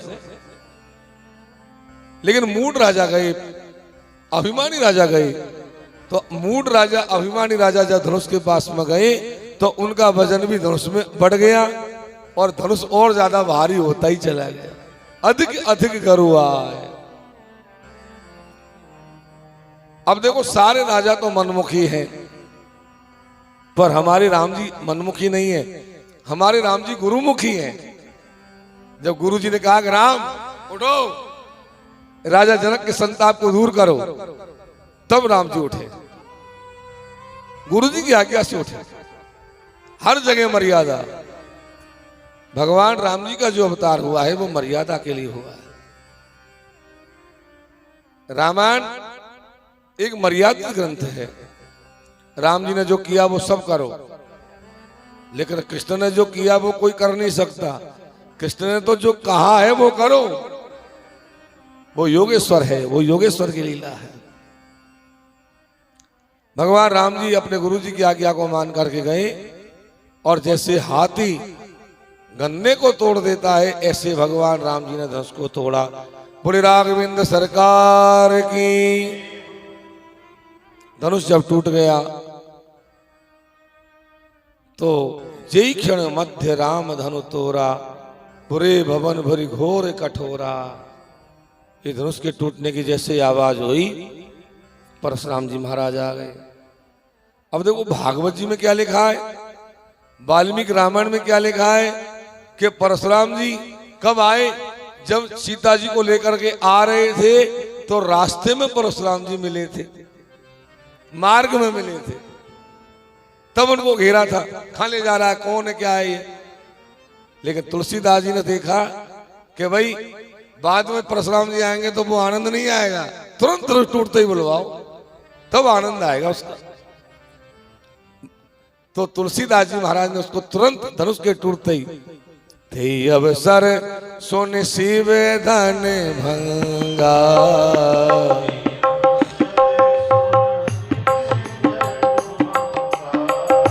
थे अवसर सोने शिव धन भंगा।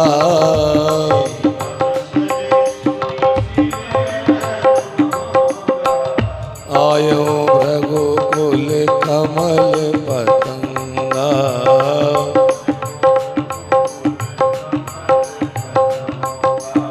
परशुराम जी आए और परशुराम जी महाराज का मान वर्धन किया। परशुराम जी ने बहुत कुछ संवाद हुआ लक्ष्मण जी का, लेकिन अंत में परशुराम जी जान गए कि त्रेता युग में जो राम अवतार होना था वो हो गया है और हमारे प्रभु राम अवतार के रूप में सामने खड़े हैं। पहचान गए परशुराम जी, चले गए प्रणाम करके। उसके बाद सीता जी ने आकर के वरमाला पहनाई, फिर सत्यानंद जी को भेजा अयोध्या में कि आप राजा जनक जी को जाकर के बारात लेकर के आओ, पत्रिका दे करके आओ। सत्यानंद जी पत्रिका लेकर के अवधपुरी में गए और वहां से महाराज दशरथ बारात लेकर के आए। बारात आई तो यहाँ अब अवध से बारात आई जनकपुरी में, और चारों भाइयों का विवाह चारों बहनों से हो गया। महाराज जनक की दो बेटियां हैं, एक जानकी एक उर्मिला, और उनके भाई कुशध्वज की दो बेटियां हैं, मांडवी और श्रुतकीर्ति। ये चारों बहनों का चारों भाइयों से विवाह हुआ। राम जी का विवाह जानकी सीता से, भरत जी का मांडवी जी से, शत्रुघ्न जी का श्रुतकीर्ति जी से, और लक्ष्मण जी का उर्मिला जी से विवाह हुआ है। चारों का विवाह होने के बाद चारों वधुओं को लेकर के महाराज दशरथ अवध में पधारे। बहुत आनंद बरसा, बहुत बधाई हुए, बहुत सेनाइयां बजी। लेकिन थोड़े दिन के बाद ही एक बार दशरथ जी महाराज ने अपने कान के पास में सफेद बाल को देख लिया। पुराने जमाने में सफेद बाल जब आ जाता था तो बुढ़ापे की निशानी मानी जाती थी, और ये सफेद बाल भी कान के पास में सबसे पहले आता है। सब मानो कान में आके संकेत देता है कि अब तो तैयार हो जा, अब तेरा बुढ़ापा आने वाला है।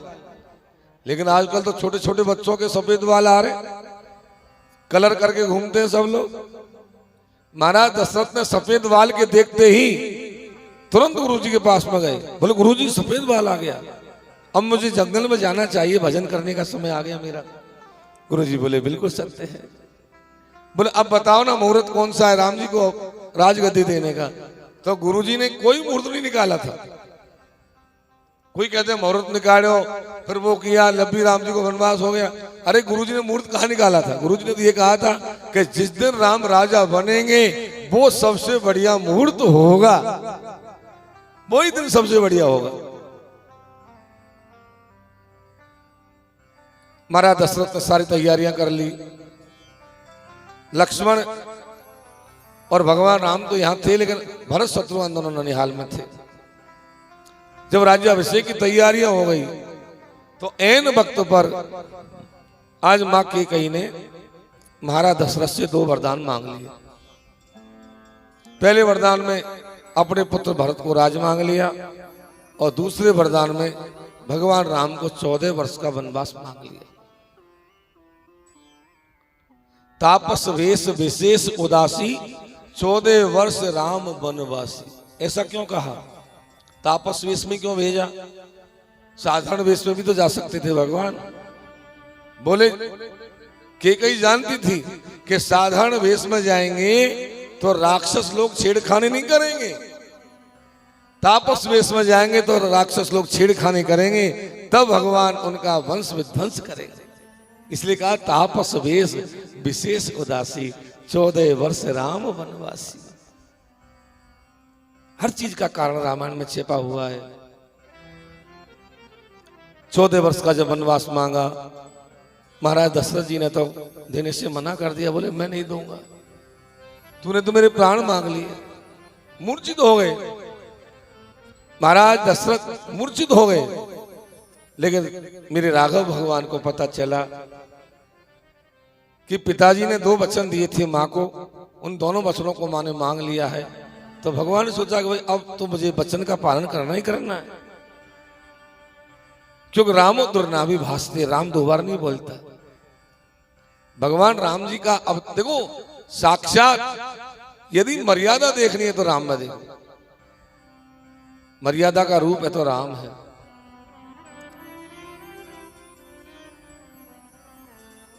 हर जगह मर्यादा, और रामायण का हर पात्र मर्यादित है, आदर्श है। आदर्श पिता दशरथ, आदर्श माता कौशल्या, आदर्श पुत्र राम, आदर्श पत्नी सीता, आदर्श भाई भरत। भरत का प्रसंग तो ऐसा प्रसंग है कि भरत जैसा प्रसंग तो कुछ है ही नहीं रामायण। आदर्श मित्र सुग्रीव, आदर्श और सेवक हनुमान, आदर्श शत्रु रावण, रावण भी आदर्श, हर चीज आदर्श है रामायण। शिक्षा दे रही जी रामायण अति प्यारी, शिक्षाओं का भंडार है रामायण। भगवान अपने पिता दशरथ जी की आज्ञा को मानने के लिए गुरुवर्थे तक्ते राज्यो वचर्दन वनम, भगवान वनवास में गए। जानकी लक्ष्मण को लेकर के भगवान गए हैं। सबसे पहले अयोध्यावासी भी भगवान के साथ में गए हैं। पहला निवास तमसा नदी पर किया, और दूसरा निवास जाकर के भगवान ने श्रृंगवीरपुर में किया। श्रृंगवीरपुर में जब भगवान सो गए, अयोध्यावासी सो गए, तो रात के 12-1 बजे भगवान जगे। लक्ष्मण को जगाया, जानकी को जगाया, और सुमंत जी को जगाया। हरी हरी धूप पे होकर रथ को लेकर के आगे बढ़ गए। अयोध्यावासी बेचारे सोते रह गए। आगे सुरसरी गंगा के किनारे जब पहुंचे हैं तो वहां जाकर के बलकल वस्त्र धारण कर लिए और सुमंत जी को वापस भेज दिया। बरबस राम सुमंत पठाए, सुर सर तीर आप तब आए, मांगी नावन केवट आना, कहीं तुम्हारे मरम में जाना। आहा हा, रामायण को देखो आप, केवट कह रहा है मैं तुम्हारे मरम को जान गया। केवट क्या कह रहा है? कहीं तुम्हारे मरम में जाना, मैं तुम्हारे मरम को जान गया। केवट भगवान के मरम को जान गया। और एक तरफ लिख रहा है रामायण में कि जब सीता जी को वनवास हुआ, सीता जी को अग्नि में निवास दिया, तो लक्ष्मण हुए मरमन जाना। लक्ष्मण जी भी ये मरम को नहीं जान पाए। जिस मरम को लक्ष्मण जी नहीं जान पाए, उसी मरम को केवट जान गया। एक भील जाति में पैदा हुआ केवट, नाव चलाने वाला, कह रहा कि क्यों तुम्हारे मरम में जाना, मैं जान गया तुम्हारे मरम। बोले ऐसा नहीं है, इसके कई कारण। केवट पहले के जन्म में क्षीर सागर का कछुआ था। क्षीर सागर का कछुआ था। भगवान विष्णु की सेवा पूजा करना चाहता था, लेकिन लक्ष्मी जी ने और शेषनाग ने दोनों ने उसको पूजा से मना कर दिया, आने नहीं दिया, पूजा नहीं करने दी। तो लक्ष्मी जी तो कौन है? जानकी जी। और शेषनाग कौन है? लक्ष्मण जी, वो भी साथ में है। तो आज वो कछुआ केवट बना है, तो वो कह रहा है कि मैं तुम्हारे मरम को जानता हूं। वो मरम है वो। आज रोको, वो कौन है रोक में बारो? तुमने बातों में रोक दियो, अब कौन है मुझे रोकने वाला? आज मुझे रोको, आज मैं मेरी चर्चा की जो करूंगा, आज मेरा टाइम आ गया। इसलिए कहा कि कहीं तुम्हारे मरम में जाना। भगवान तो जानते थे कि केवट हमारे चरणों तक लेना चाहता है बस। भगवान ने कहा भैया तू मरम जानता है तो फिर तू कुछ कर ले। बोले महाराज मैं तो यही करूंगा, आपके पैरों में जो जादू है उसको साफ करूंगा, और जब पैर धुल जाएंगे, जादू साफ हो जाएगा, तब आपको नाव में बैठा के पार कर दूंगा। बोले ठीक है। तब केवट ने जल मंगवाया गंगा जी का, सुरसरी गंगा का, और खटोटे में जल मंगा करके तीनों के चरण धोए, अपने पूरे परिवार को बुलाया, तर्पण किया, और पूरे परिवार के साथ चरणों तक लिया, भगवान के चरणों के जल का चरणामृत पिया। केवट तो धन्य हो गया। फिर केवट ने भगवान को नाव में बैठाया और बैठा करके किनारे पर ले गया, और ले जाके फिर वापस मोड़ लिया नाव को। लक्ष्मण जी बोले भैया तू क्या कर रहा है? ये नाव में काहे को घुमा रहा है हमको? तू पार क्यों नहीं कर देता? उधर क्यों नहीं ले जाता? वापस खा ले जा रहा है।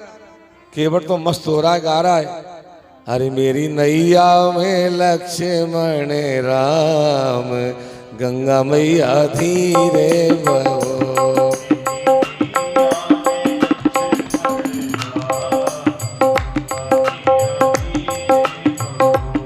मेरी नैया में लक्ष्मण राम, गंगा मैया धीरे बहो।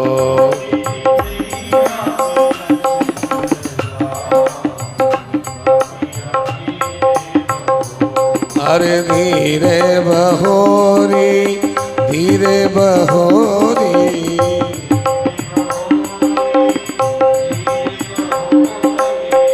धीरे बहोरी, धीरे बहोरी।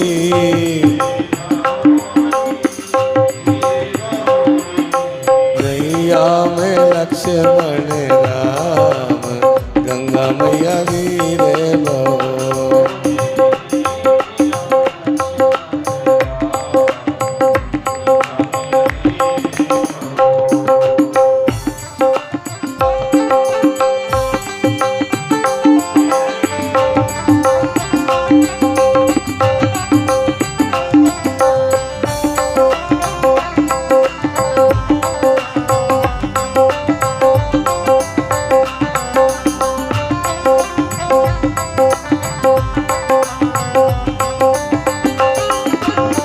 धीरे बहोरी मैया, धीरे बहोरी,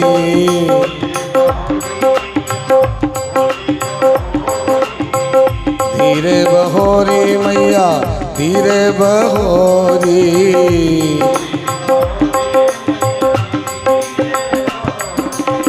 नैया में लक्ष्मण राम, गंगा मैया धीरे बहो।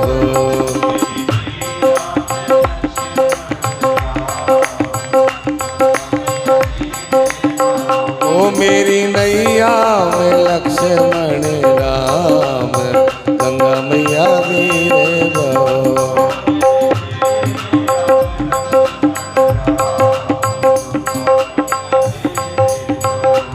बड़े आनंद के साथ केवट ने भगवान को पार किया और पार करने के बाद देखो भगवान की मर्यादा, उतर ठाड़ वही सुरसरी रेता, सिए राम हुए लखन समेता। निषाद राज भी साथ जा रहे थे भगवान के। भगवान को चिंता हुई, लक्ष्मण हमको केवट ने पार तो किया भाई, पर केवट को हमने उतराई में कुछ नहीं दिया। कितनी मर्यादा, देखो मला की उतराई, चंदन की लगवाई और नाई की हजामत बनवाई, इनको कभी रखना नहीं चाहिए, देना चाहिए, कुछ भी बने सो देना चाहिए। क्या दें? अब पत्नी धर्म निभाया जानकी जी। जानकी जी ने तुरंत अपनी मुद्रिका निकाली और भगवान को दिया, लो ये दे दो मुद्रिका। ये मुद्रिका महादेव और पार्वती ने आकर के जानकी जी को कन्यादान में दिया था। इंद्र के पुत्र जयंत की आंख का हीरा लगा हुआ था इसमें। वही मुद्रिका भगवान केवट को देने लगे। केवट ने मना कर दिया, प्रभु क्या कर रहे हो, ये क्या कर रहे हो? आज मैंने क्या नहीं पा लिया, सब कुछ तो मिल गया मुझे।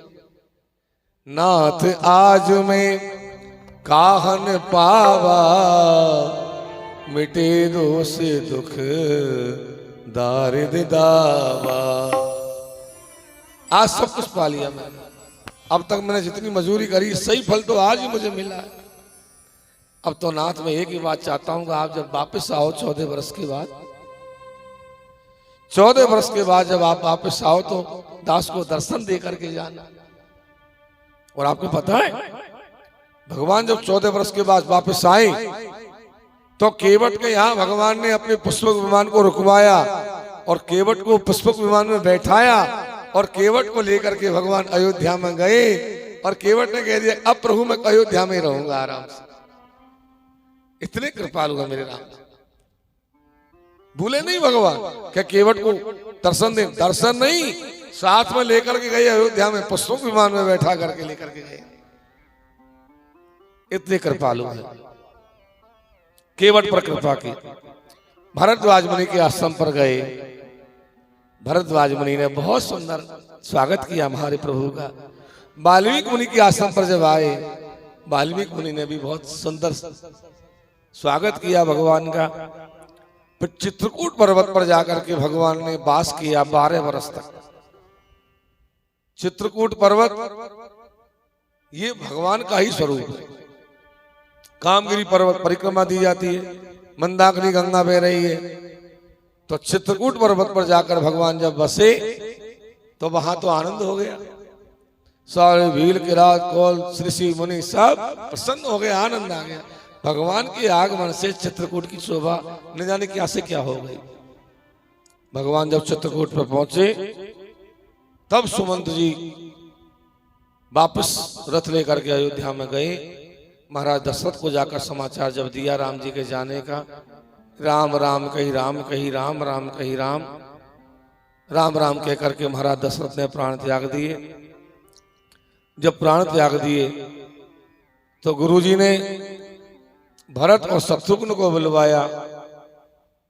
भरत शत्रुघ्न ननिहाल से आए, सारा क्रियाकर्म किया अपने पिता का। सारी बातों का भरत जी को जब पता चला तो बड़ा दुख हुआ। भरत जी जाकर कौशल्या के चरणों में सिर रख करके रोई, माँ मेरा कोई अपराध नहीं है, मुझे माफ कर देना। कौशल्या माँ ने एक ही बात कही, बेटा कैकेयी का यदि अपराध होता, कैकेयी यदि इस अपराध में होती तो मैं जानती हूं कि भरत जैसा पुत्र उसके नहीं होता। कैकेयी यदि अपराध करने वाली होती तो उसके भरत जैसा पुत्र नहीं होता। इसमें कैकेयी का कोई अपराध नहीं है, ये तो विधि का अपराध है। विधि को ऐसा मंजूर था। मैं जानती हूं बेटा, तू क्यों रो रहा है? तो भरत जी ने राज्य को स्वीकार नहीं किया। सबको लेकर के चित्रकूट पर आए, भगवान से अनुनय भी नहीं किया, लेकिन भगवान ने कह दिया कि भरत, पिताजी की बात को मानना हमारा पहला धर्म है, मुझे जाना ही पड़ेगा। भगवान मर्यादा पुरुषोत्तम भरत जी को वापस कर दिया और जानकी लक्ष्मण के साथ भगवान आगे बढ़े। भरत जी अयोध्या में गए, लेकिन खड़ाऊ को ले जाकर राजगद्दी पर रख दिया। ये मेरा भारतवर्ष है जहाँ 14 वर्ष तक भगवान की खड़ाऊ राज करती है, और कहीं नहीं, ऐसा नहीं हो सकता। ये मेरे भारतवर्ष में ही संभव है। खड़गों ने राज कर लिया। भरत जी नंदीग्राम चले गए और वहां 5 हाथ गहरा गड्ढा खोद करके उसमें भजन करने लगे। भगवान राम से भी ज्यादा दुख भरत जी ने पाया। गाय को साबुत जौ खिलाते और वो जौ जब गोबर में निकलते गाय के, वो गोबर में से निकाल करके धोते और धो करके पीस करके उन जौ को खाया भरत जी ने 14 वर्ष तक। श्रीमद् भागवत में लिख रहा है। ऐसा भाई, भरत जैसा भाई दुनिया में नहीं हो सकता। भगवान आगे बढ़े, अत्रि मुनि के आश्रम पर गए।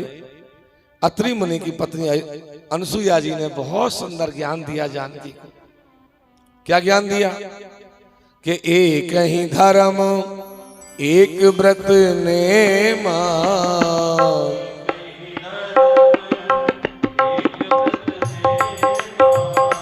एक ही धर्म एक व्रत नेमा,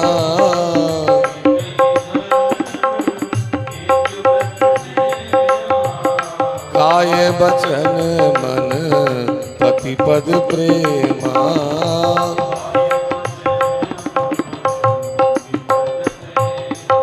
स्त्री का तो जानकी एक ही धर्म है कि मन वाणी और कर्म से अपने पति की सेवा करना। जानकी जी ने कहा कैसा भी पति मिले, बोले हाँ, चाहे क्रोधी मिले, चाहे बूढ़ा मिले, चाहे गरीब मिले, चाहे के सीधा साधा मिले, लेकिन पति का अपमान नहीं करना। वो जानकी जी को आगे बहुत काम आया। जानकी जी को बहुत सारे कपड़े दिए माँ अनसुईया ने, बेटा ये कपड़े ले जाओ, आगे तुमको बहुत काम आएंगे, ये गंदे नहीं होते कपड़े कभी। आगे जानकी जी को बहुत काम आए। आगे भगवान बढ़े, अगस्त मुनि के आश्रम पर गए। अगस्त मुनि ने भगवान को दिव्यास्त्र प्रदान किए। बोले आगे आपको बहुत काम आएंगे दिव्यास्त्र, जरूरत पड़ेगी, आप पृथ्वी का भार उतारना। वो अगस्त मुनि के द्वारा दिए हुए दिव्यास्त्र भगवान के बहुत काम आए।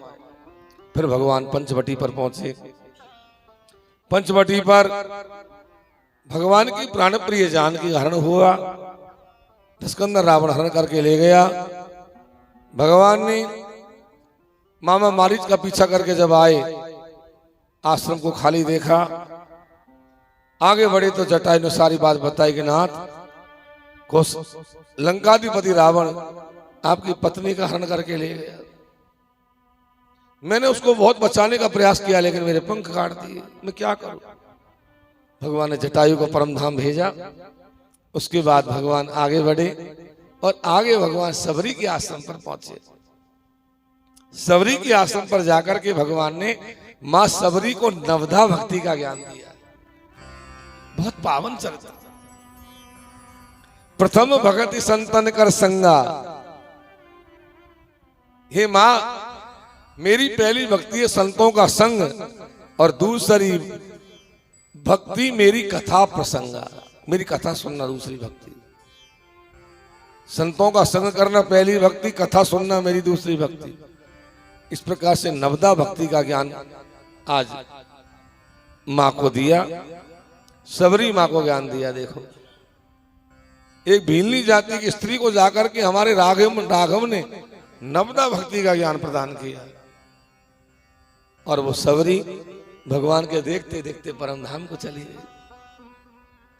पंपा सरोवर पर होकर किष्किंधा पर्वत पर गए। सुग्रीव से मित्रता की, बाली को मारा, और 400 को उसके समुद्र को लांग करके हनुमान जी गए लंका में। जानकी का पता लगाया, भगवान को आकर समाचार दिया सारे बंदर भालुओं को लेकर भगवान समुद्र के किनारे गए। समुद्र पर जाकर के भगवान ने सेतु का निर्माण करवाया, रामेश्वरम भगवान की स्थापना की, राम की ईश्वर रामेश्वर। और समुद्र पर 400 कोस के समुद्र पर पुल बांध करके भगवान लंका में गए और दशकंधर रावण का वंश विध्वंस किया। जानकी जी को पवित्र जानकी अग्नि में से लेकर के भगवान अवध में पधारे। भगवान को राजगद्दी का तिलक हुआ। भगवान का जब राजगद्दी हो गया तो चारों भाइयों के दो दो पुत्र हुए। भगवान राम के 2 पुत्र हुए, कुश और लव। भरत जी के 2 पुत्र हुए, तक्ष और पुष्कल। शत्रुघ्न जी महाराज के 2 पुत्र हुए, सुबाहु और श्रुतसेन। और लक्ष्मण जी के 2 पुत्र हुए, अंगद और चित्रकेतु। 2 पुत्र हुए।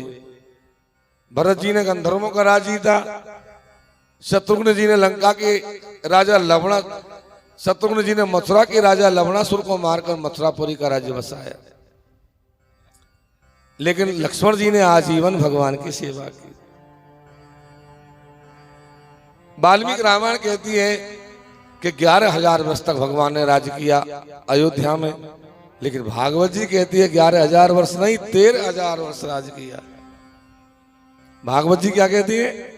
13,000 वर्ष तक भगवान ने अयोध्या में राज किया। ये भागवत जी में लिखा है। 13,000 वर्ष राज करके भगवान साकेत धाम पधारे। अब ये कोई मैंने राम कथा नहीं कही, ये केवल गागर में सागर भरा है। एक बार सब हाथ जोड़ करके भगवान राघवेंद्र के चरणों में प्रणाम करें। बोले राघवेंद्र सरकार की।